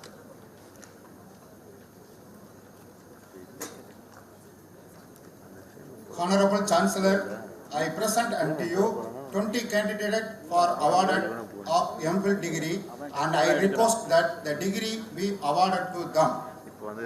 Maria Nesam M, MPhil Zoology. Lada M, MPhil Computer Science. Mary Fatima J, MPhil Economics. Ramesh R, MPhil Economics. Natarajan K, MPhil Economics. Solomon Rajkumar K, MPhil Political Science. Manjula A, MPhil Psychology. Malathi N, MPhil Economics. Anbalagan P, MPhil Commerce. Vinod Kumar D, MPhil Management Studies. Govindan B.R, MPhil Management Studies. Elilan, MPhil Management Studies. Yuvaraj, MPhil English. Ponnumailu, MPhil English. Manimegale, MPhil English. Mani Bharati, MPhil Tamil. Selvan, MPhil Tamil. Kamachi, MPhil History.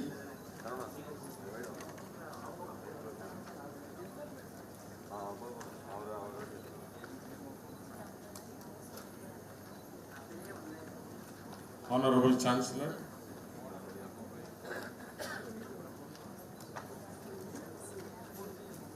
அப்போ அங்கே 3 பேர் ஒன்று அதில் வச்சுக்க சொல்லு. அப்படி மாற்றி இப்போ இன்னும் ஓடி வச்சுருவா. இன்னொன்று வெயிட் வச்சுட்டேன்.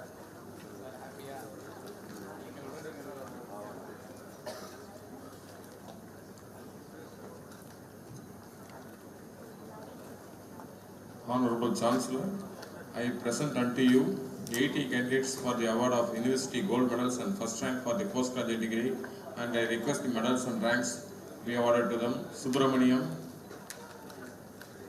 Balaji, Murugesan, Sudesh Kumar, Latarani,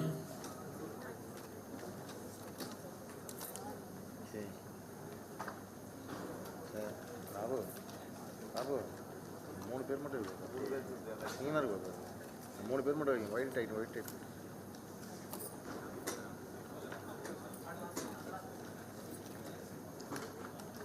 Vimalda Lacy, Mercy Priyadarshini,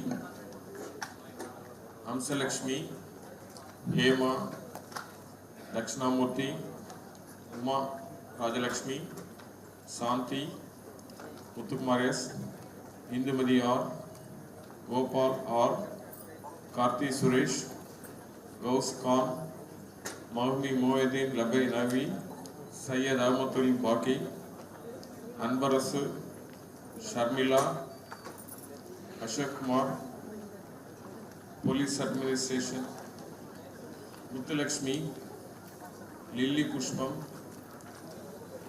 Lindsay, Ramesh, Babita Kumari, Karthik S, Krishna Kumar T, Shiju MG, Karthikeyan, MBA Sociology, KPR Endowment Award and University Gold Medal.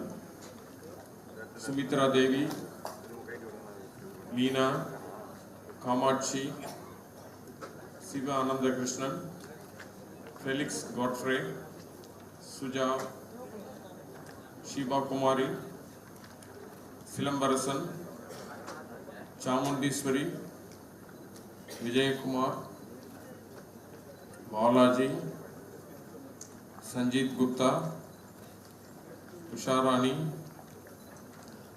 Babu Franklin,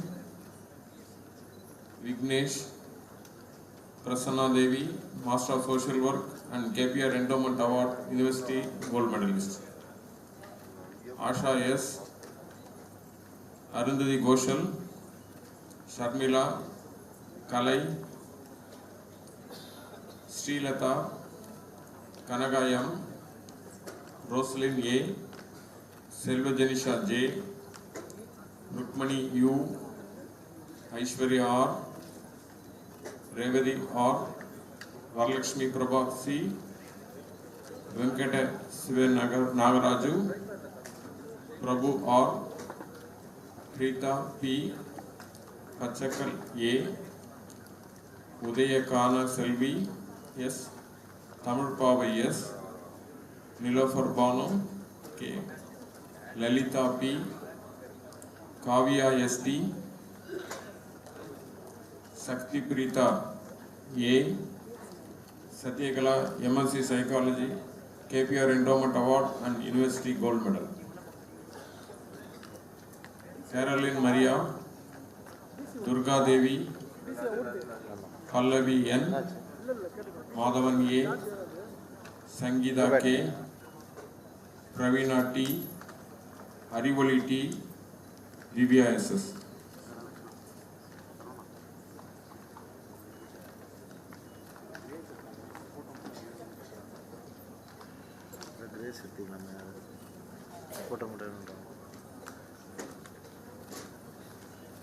card மாற்ற முடியாது card மாற்ற முடியாது card போச்சு இப்போ role ஆகிட்டு alternative போட்டுறாங்க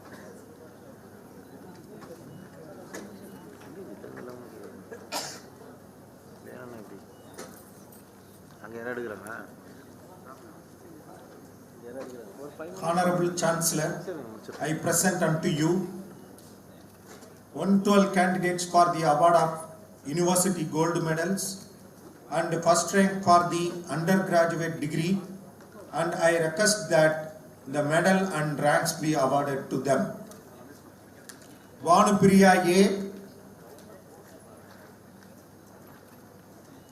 Mritika MS, இந்த camera எடுத்துக்கணும் கொடுங்க Nadanar Sri, 5 மினிட்ஸ்ல அதே முடிஞ்சிடும் இல்லையா அர்ஜென்ட் கார்டு மட்டும் Mano Kritika Das, Umarani B, okay sir final Hasim S, Rajashekar K, Saranya R, Prasanna Kumar S, அவரை எடுக்க சொல்லு நான் Angela Durant,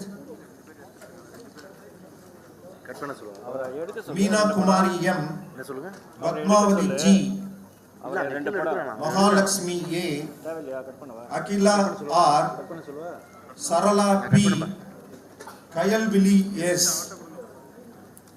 Farsana Begum SN, அதுல எப்படி இருக்கு இது மாத்த Sheila S, நீ கார்டு போட்டுறீங்களா Muthukumaran E, அப்படி இப்படி Yogaraj P, Pooja B, Maheshwari K, Ganeshan B, Asika Salis SC, Nisha B, Aruna Devi A, Maheshwaran J, Manimegalai M, Preeti C, Malarvili T, Madan Raj A, Vignesh SB, Vadivel S, Benny B. Ghazal, Sandhya Banu S, Rajeshwari L, Pushpalata S, Savitri K, Ahmed Hussain S, Raghunath P.S., Sukita G, Selvamani J, Rajesh S, Kamesh A, Bhuvaneshwari B, Nivedita M, who is awardee of Commonwealth Education Media Center for Asia and University Gold Medalist.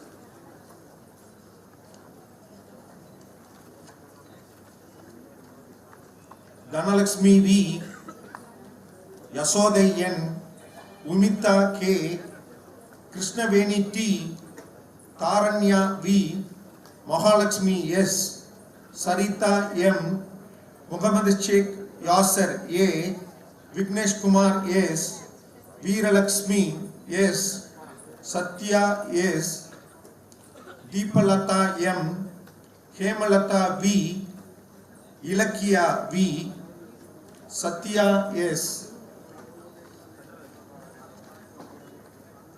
Sahayat Selvi K, Rajarathinam N, Arulmoli B, Kamilarasi R, Santana Lakshmi A.B.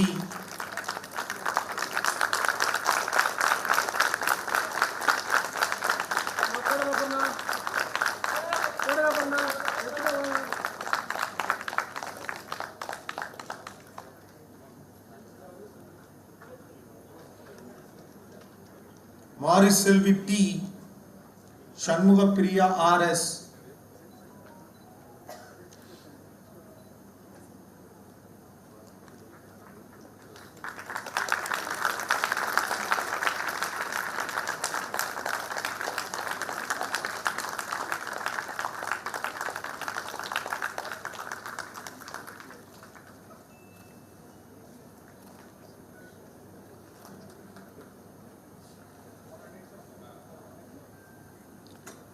Deepa K, Abhirami M, Sumati N, Vishak B, Anbu Kumar A, Bhuma Devi C, Shamvel Neena, Ramalakshmi P, Maithili E, Aditya Karthik D,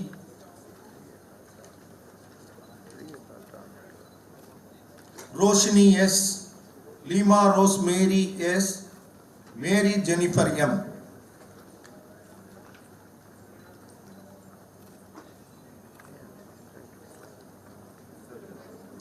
Honorable Chancellor, I present unto you 50 candidates for the award of University Gold Medals and first rank for the diploma, and I request that the medals and ranks be awarded to them.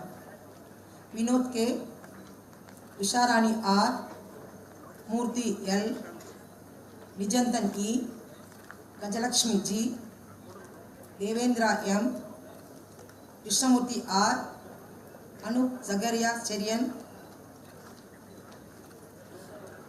Aparna, Ganesan R, Aparna B, Chendil Adiban, Uma Devi, Jerome, Unnikrishnan, Prema Shalini, Ramakrishnan, Leela S, Akshata, Vignesh, Rudresha,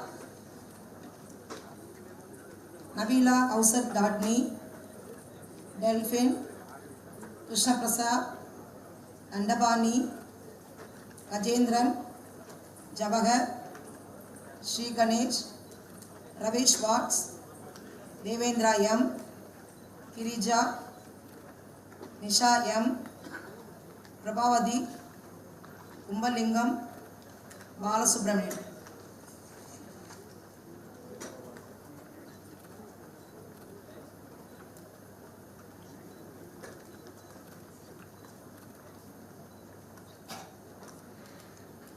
Honorable Chancellor, I present unto you 47 candidates for the award of the University Gold Medal and first rank of the diploma, and I request that the medals and ranks be awarded to them. S. Surya, A. Lavanya, N. Vimala, S. Chinnakamal, S. Mary, J.P. John Melvin Benny, K. Nandagopal, J. Amos, E. Parandaman, S. A. Velu, R. Paul Elizabeth Ronnie, P. Parameshwari, B. Nityasri, Karthik,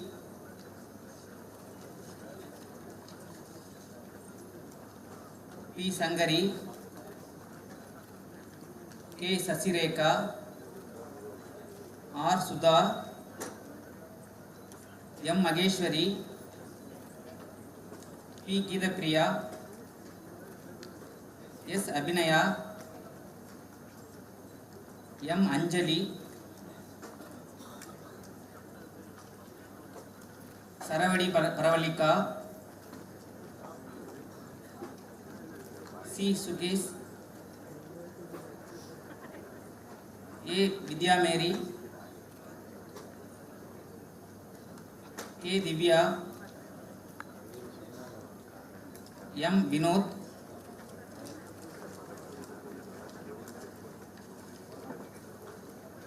C. Sadish.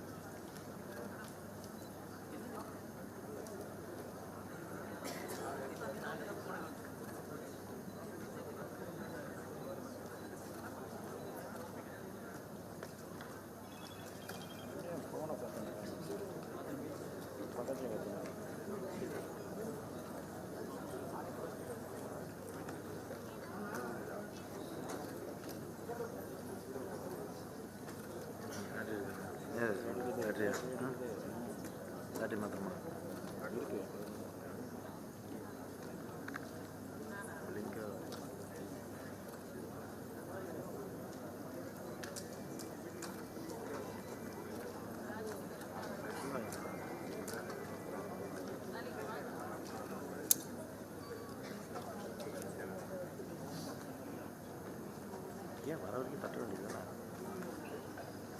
விடாமல் விடலாம் same அவன் எடுக்கிறான்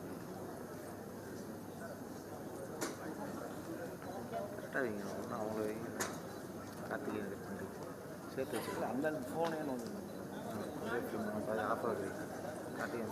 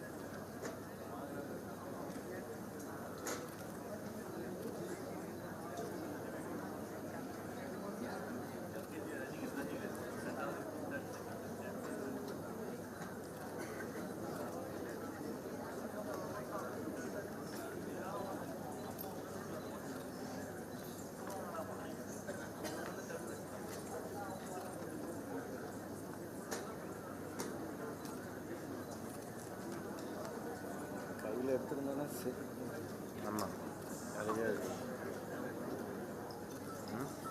சுத்தமாக கை விட்டுட்டு இருந்துச்சு கையில் எடுத்துருந்தோம்னா கை விட்டுட்டு சேர்க்கும் வந்துடும்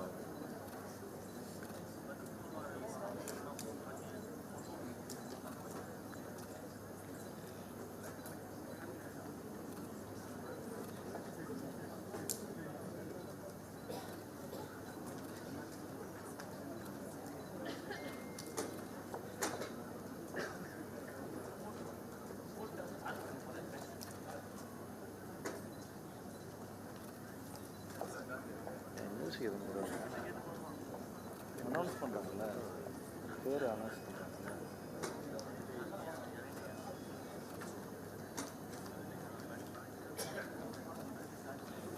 அதெல்லாம் போட முடியாது இடிக்காதே இடிக்காது இடிக்காது சரி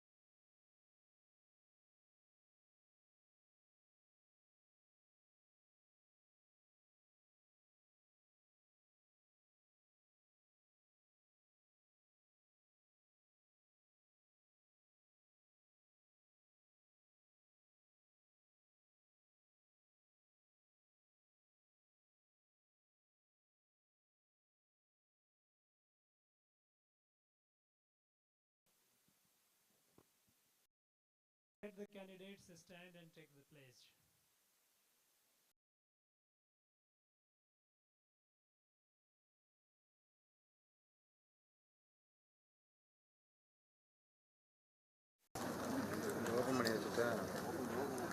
We shall, in thought, word and deed, ever endeavor to be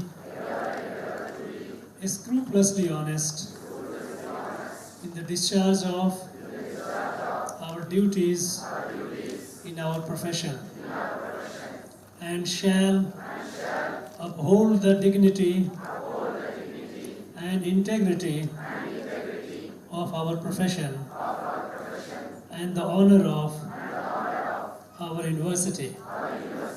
We shall uphold in advance social order and the well-being of our fellow citizens, and shall devote all our energy to promote unity, integrity, and secular ideal of our country.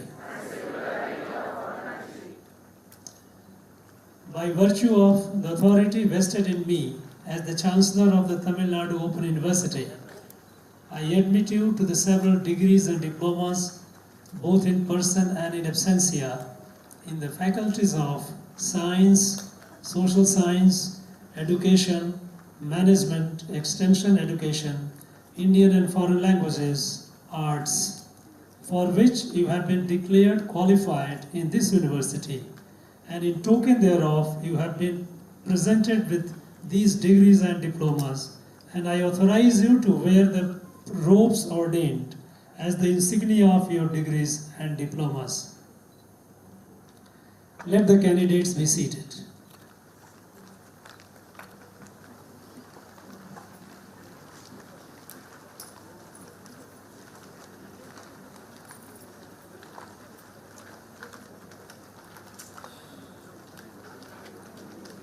I am extremely happy to request our Honorable Governor Chancellor to deliver the presidential address to the entire gatherings.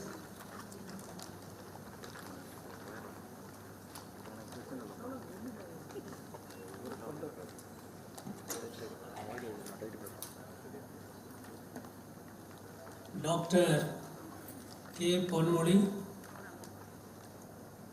Minister, Higher Education and Pro-Chancellor of this university,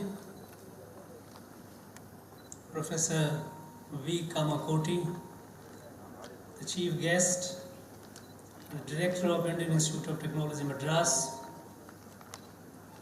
Professor K. Partharthi, Vice Chancellor, Tamil Nadu Open University, Dr. D. Karthikeyan, Principal Secretary to Government, Higher Education, Dr. K. Ratnakumar, Registrar of the University, Dr. M. Manivannan, Controller of Examinations, syndicate members, faculties and staff, my dear graduates, proud parents, distinguished invitees, ladies and gentlemen, அனைவருக்கும் வணக்கம்.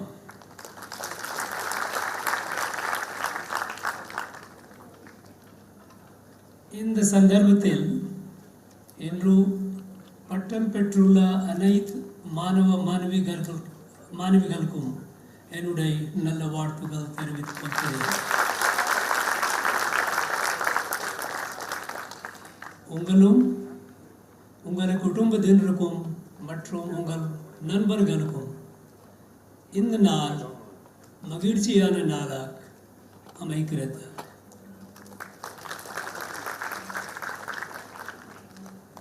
நீங்கள் பெற்ற இந்த பட்டம் உங்களுடைய கடுமையான உழைப்பாலும் மற்றும் இறுதியாலும் கிடைக்கை பெற்றுள்ளது. உங்கள் எதிர்காலம் சிறப்பாக அமைய என்னுடைய மனமார்ந்த வாழ்த்துக்கள்.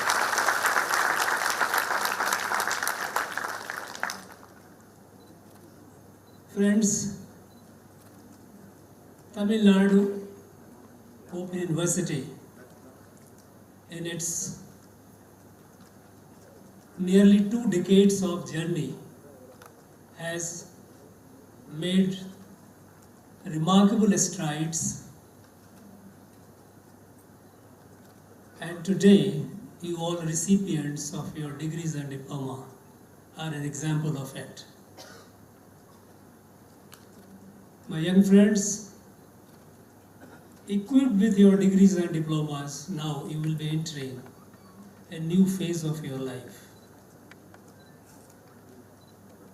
A phase in which you will be earning your living, you will be raising your families, and through your service, through your activities, you will help the society and the country. It's a very interesting time, and you have unprecedented opportunities before you. Experiment, be bold, move forward. Tamil Nadu Open University, in the course of its time, which is not too long, has expanded itself, its activities, several regional centers, learning support centers, expanded the disciplines, the courses, established new chairs. These are all a remarkable achievement. It is reaching out to our youth in the remote areas of the state.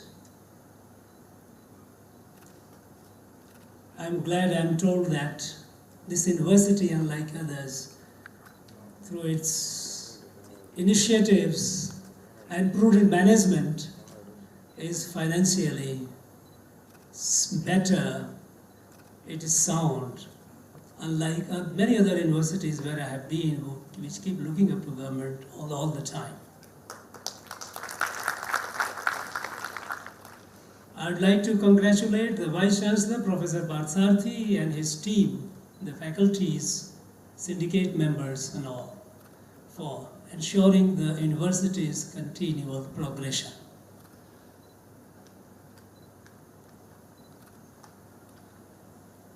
University, about the achievement of it, has already been indicated by the Vice Chancellor, and people are by and large aware of it. I came to know that university has also prepared a vision document 2030. It's a very encouraging initiative, because very often the vision is something which is not given the due importance. My only suggestion is that when we think of a vision, vision should not be a vision of 10 years. This university is going to be here for a long time to come. And if not for far too long a time, the vision must not be at less than at least a quarter of a century. And at a time when the country is moving forward with a vision of 100 years of independence in 2047, I would urge the Vice Chancellor and the other authorities to modify the vision and make it longer. Because the short-term vision, your vision is what drives you. And if your vision is short, your pace of growth, your pace of march forward also will get shorter. It can be milestones. The milestone can be 2020.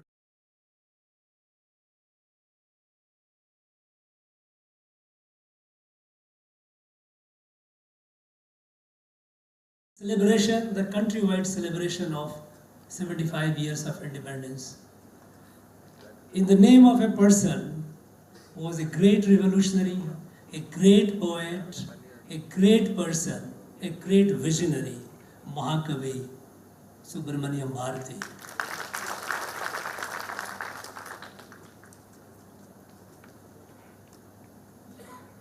Friends, we are living in a period, in a time where change is phenomenal. The pace of change is faster than perhaps many of us can imagine. The way we thought, the way we conducted our business, conducted our affairs 40 years back, 30 years back, 20 years back, 10 years back, are no longer the ways by which we can conduct our affairs today. The change is phenomenal. In this overall change that is happening, Professor Kamakoti has given some indication of it. How technology is opening up new vistas, new horizons, and whether you like it or not, whether we like it or not, it is, if we are not prepared, it's going to overwhelm us. And we have to learn lessons from our past to change. Professor Kamakoti has suggested even options be given on offer for collaboration between Tamil Nadu Open University and IIT Madras. I think it is, I would congratulate him for that, and I'm sure this university will seize this offer for the good of all. IIT Madras is a pride of the country. They have been doing cutting-edge researches in the field of technology, which has made the country proud.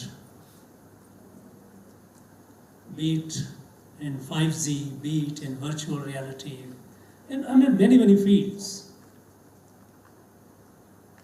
And it should be a source of inspiration for all of us, all the other universities. And I would, using this platform and using the presence of Professor Kamakoti and the fact that he has offered this for this Tamil Nadu Open University, I would suggest a similar offer should be to other universities of Tamil Nadu as well. Universities, when you collaborate with universities or the centers of excellence which is doing path-breaking, innovative work, you always stand to gain. I have visited universities and we have been having certain MOUs with some foreign universities and all. I don't think we need to, when we have, the fact is that IIT Madras is the envy of all of those or many of those universities. We should take full advantage of it. The change that is happening around is so fast that we need to seize it, seize this. There is saying that catch the bull by the horn. To catch the bull of change by the horn. And Tamil Nadu traditionally has been playing a sports of catching and riding the bull. Now I think it's time that we catch and ride the bull of change. And how do we do that? We have to fundamentally change our way of thinking, the way education has been. All these years, we have made significant progress. Progress in education, progress in other fields as well. But the pace of progress needs to improve. There are many countries which were way behind us. They have left us behind.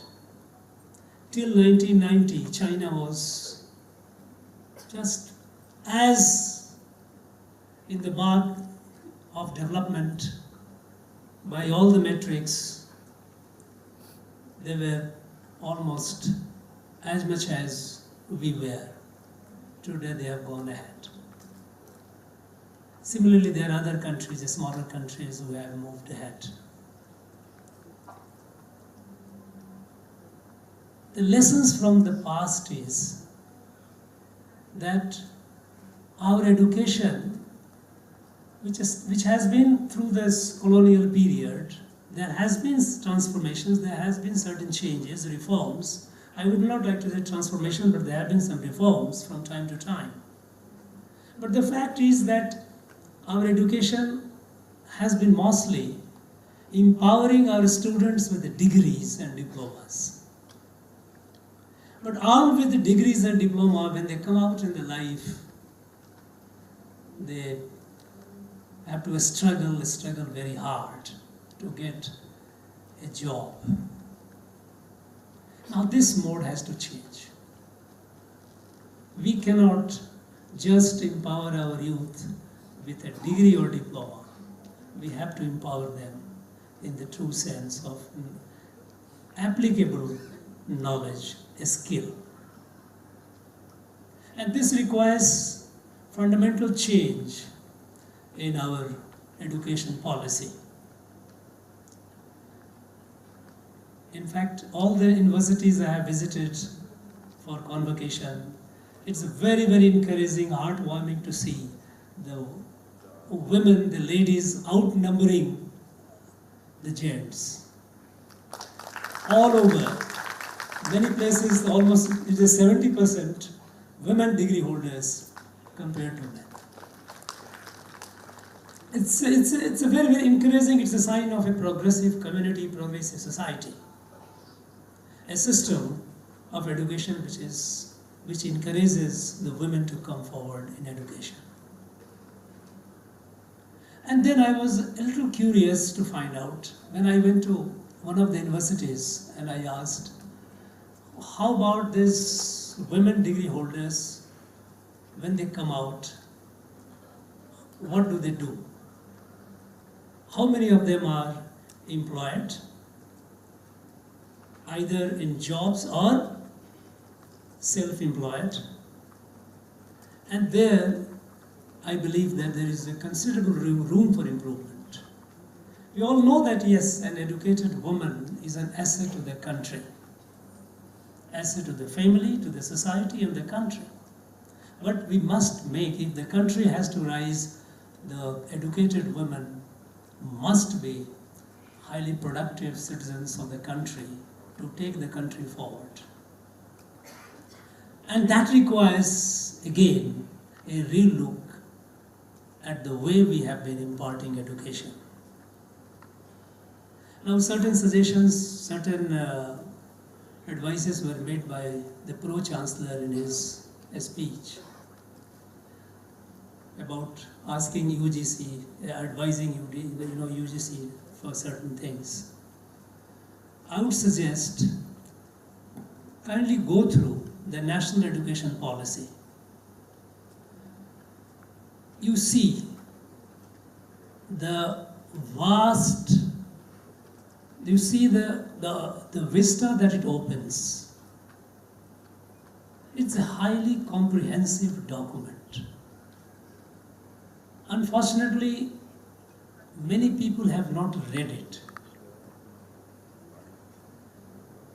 And since we have been thinking in our usual mode, which is no longer applicable, we are not able to fully appreciate the value or the worth of it. I have been visiting universities, I have been interacting with the faculties, with the students, and I have been raising this question, how many of them have read this document? People have read the commentaries, the op-eds in the newspapers, not the document as such. I would urge to have the full appreciation of this document, kindly go through it. Multidisciplinary approach to education. The person who has continued in certain courses and has had a break and wants to resume the course, these are all there in the policy. I would suggest Tamil Nadu Open University as well to look into it, constitute a cell, go through the document and see what all things can be applicable, which can be possible to implement, and others where you have difficulties, what are the how to overcome. Some days back, we had the meeting of the Vice Chancellors of the universities of Tamil Nadu, both the state and the private. And I was very encouraged to see that there were a lot of ideas which have come forward. These have been documented and being sent to the government, state as well as union government, and I'm sure this will constitute a valuable guide to the way forward. What I'm trying to say is that we have to have a relook at the way we are imparting education. And the relook has been given in detail. We need to examine that and pick up the nuggets of it, the good points, whatever we can implement, we should start it. Friends, one of the lessons that we have learned after the British left is how we have been looking at the country and the problems of the country. The approach has not given us the result that we could have desired. You know, the country was looked in terms of regions, in terms of different geographies, in terms of different languages, different cultures. The diversities was looked at as difference, caste, communities. Instead of celebrating the diversities as a variations, because there is an underlying unity all through the country. And that unity is visible in our day-to-day life. We may be speaking different languages. We may be staying in inhabiting different places of this country. But this underlying unity is so strong that even if we try to ignore it, it is not possible to ignore it. But what happened is that in the process over the decades, that we kept looking diversities and differences kept on multiplying. And that is why you see in the 1951, the number of castes, the number of communities, the number of tribes that we had, and today it has gone manifold up. Because differences became an area of mobilization, a point of mobilization. And everyone started looking into terms of smaller groups. Now, under the leadership, the visionary, leadership of the Prime Minister, we are looking at the country as one organic entity. Irrespective of a citizen, whether it's a Tripura or Tuticorin, or Kutch or Kohima, or Kashmir, every citizen of this country must have access to the basic ingredients of healthy citizenship, must have access to food, shelter, potable water, education, health, electricity. And here comes the way of looking at the problem. Earlier we were looking at problems in terms of, again, we try to break the problems into segments. Every 5-year plan, we had certain resources. So much schools will be opened, so much colleges will be opened, so many laboratories will be set up.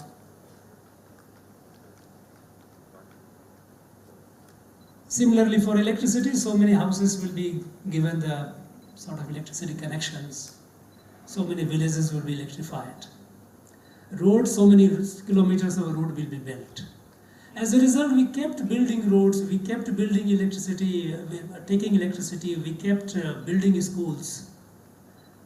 We kept removing poverty.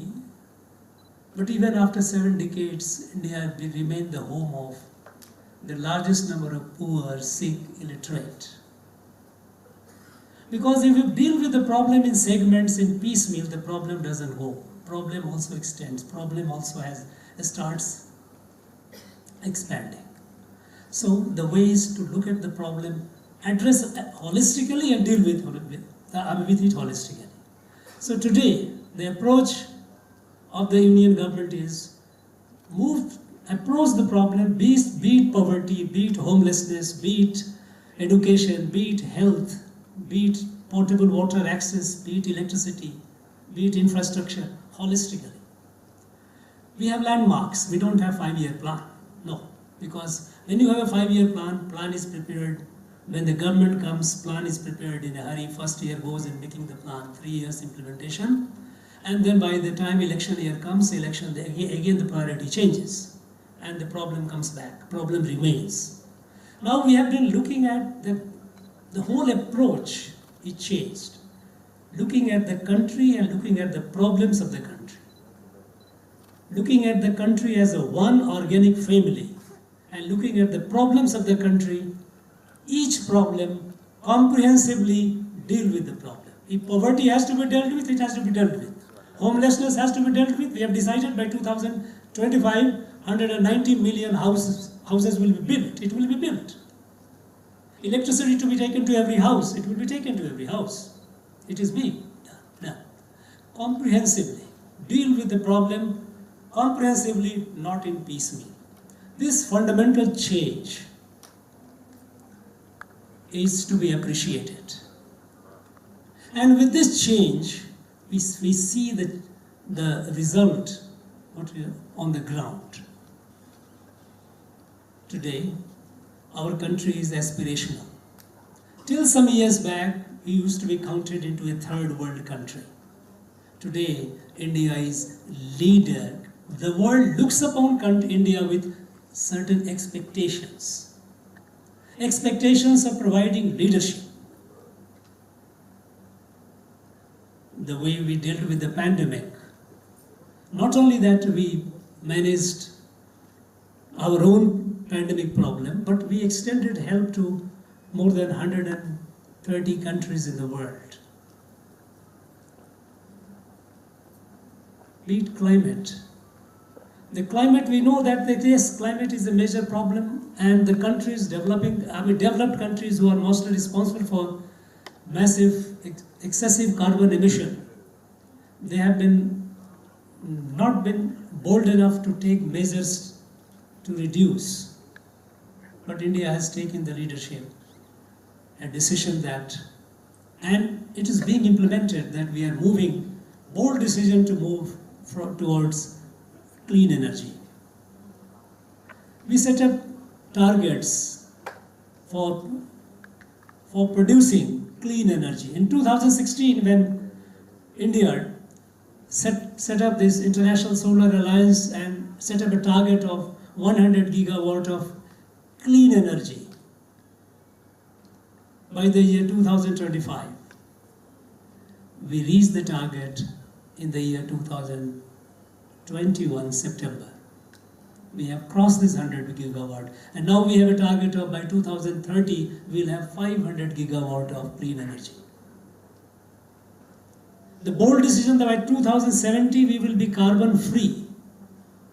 It may look incredible, but it is possible because the country has the confidence today that it will achieve. It has been achieving incredible targets. Even when the countries they clash, we have seen Ukraine-Russia clash. We had to evacuate. There were pressures on India to take side of one or the other. We decided no. War, fight, violence is not good, it is not acceptable. Violence must end. Violence is not a solution to any problem. Solution is dialogue, discussion. And when we had to evacuate our citizens from Ukraine, and when we told the two countries, stop the fighting, we have to evacuate our citizens, both countries respected India's request and they stopped. And we have got the window to evacuate our people. Now, country is moving forward with confidence. And now we have entered the Amrit Kal, the golden age of next quarter century, that by 2047, when the country celebrates 100 years of independence, the India should be the world leader. Now this world leader is possible only through the people, through our youth. country is not built by governments. Country is built by the people of the country, especially the youth of the country. And when the youth, government job is to remove the obstacles, the shackles, they create do's and don'ts, a lot of rules, regulations, constricting their, with confidence, experiments and moves forward. And we see the result in terms of startups. In 2014, we had hardly 400 startups in the country. And by the end of 2021, we have over 10,000 startups.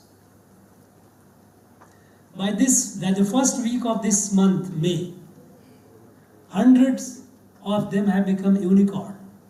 And unicorn, you all know, is each of them worth $1 billion or more. This is happening because of our youths, our young men and women who are bold enough to experiment, fail, experiment again, move forward, and do something new. Now this confidence, over 10,000, from 400 to over 10,000, this number itself is so promising, is so encouraging. We are today in the top 3 countries of the world in terms of a startup. We were nowhere before. Now this confidence in the youth is to be strengthened, and that is where I would like to urge all of you, those who have got their degrees and diploma today, that when you are entering the real life of where you will be earning your livelihood, while some of you would be going for the jobs in the government or in the companies. Government, of course, cannot give too many jobs. Every government has its own limitations. Think of entrepreneurship, and especially the women.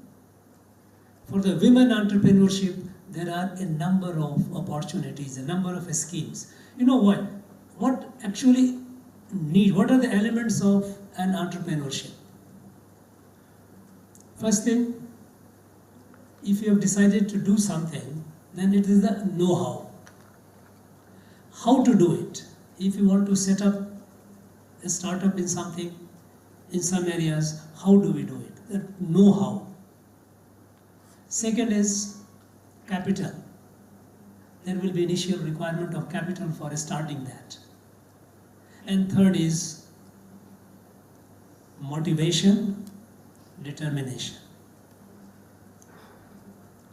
Now, for innovation in a startup, I would suggest you go on the internet, get in touch with Niti Aayog, and you will get to know how much opportunities are there. And for women entrepreneurs, all the more. Access to capital, access to know-how, and as far as motivation is concerned, you have to, while the institution should encourage, should motivate the students while they are grooming them for their degrees and diploma, you have to also get motivated, self-motivated. Move forward, friends. Take full advantage of the available opportunities. And as is often said, that be job giver, not job seeker. That should be your first priority. And if with confidence, if you move, I tell you, there is nothing beyond you. Don't be afraid of failure. We have all failed. Life is not a journey of continuous success. Everyone has failed.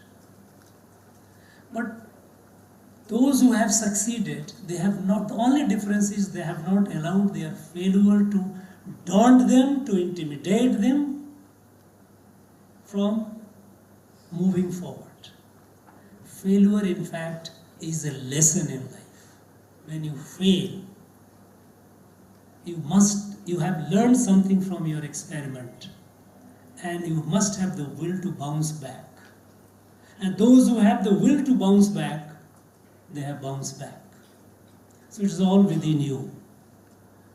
I am reminded of a saying of our great Thiruvalluvar, his Kural 666, which says, Eniya, Eniyang, Ediva, Eniya, Tiniya Rakperen. If you have a determination, if you decide something and move forward with resolution, things will fall in place. You will achieve it. My friends, wish you all the best. Thank you very much.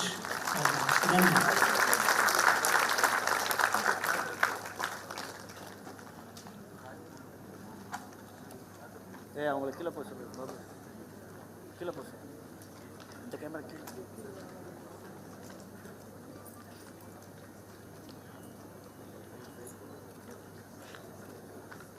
Right போவா, right போவா, போயிடுச்சுல.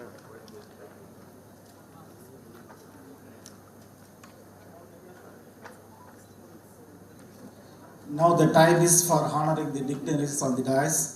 Respected Vice Chancellor is presenting a memento to the Honorable Governor Chancellor. உயர்திரு துணைவேந்தர் அவர்கள் மாண்புமிகு உயர்கல்வித்துறை அமைச்சர் அவர்களுக்கும் சிறப்பு விருந்தினர் பேராசிரியர் வி காமக்கொடி அவர்களுக்கும் உயர்கல்வித்துறை முதன்மை செயலாளர் முனைவர் கார்த்திகேயன் அவர்களுக்கும் நினைவு பரிசு வழங்குகிறார்.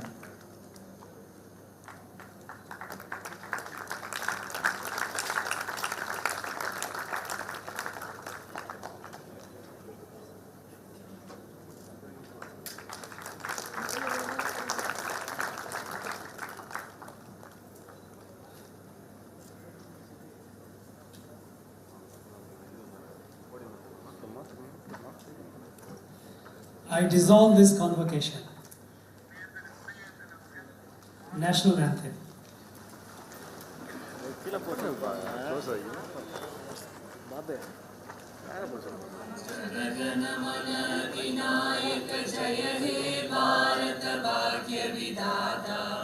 पंजाब सिंध गुजरात मराठा द्राविड उत्कल बंगा विंध्य हिमाचल यमुना गंगा उच्चल जलति तरंगा तव शुभ नामे जाहे तव शुभ आशीष माहे गाहे तव जय गाथा जनगण मंगलदायक जय हे भारत भाग्य विधाता जय हे जय हे जय हे जय जय जय जय हे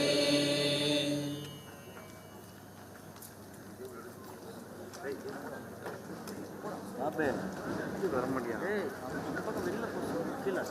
கீழே அந்த கேமரா இதோட கீழே போக சொல்லிட்டு கீழே போக சொல்லிட்டு கீழே வெளில போகிற எடுக்கணுமா வெளில போகிற எடுமா ட்ரோன் இருக்குதா ட்ரோன் ஓட்டப்படுங்களா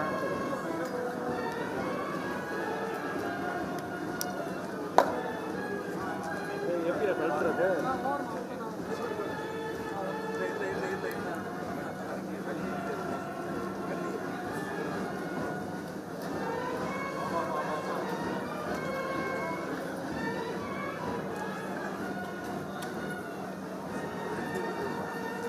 சார் உங்களுக்கு அது ரிசீவரில் வந்துச்சுல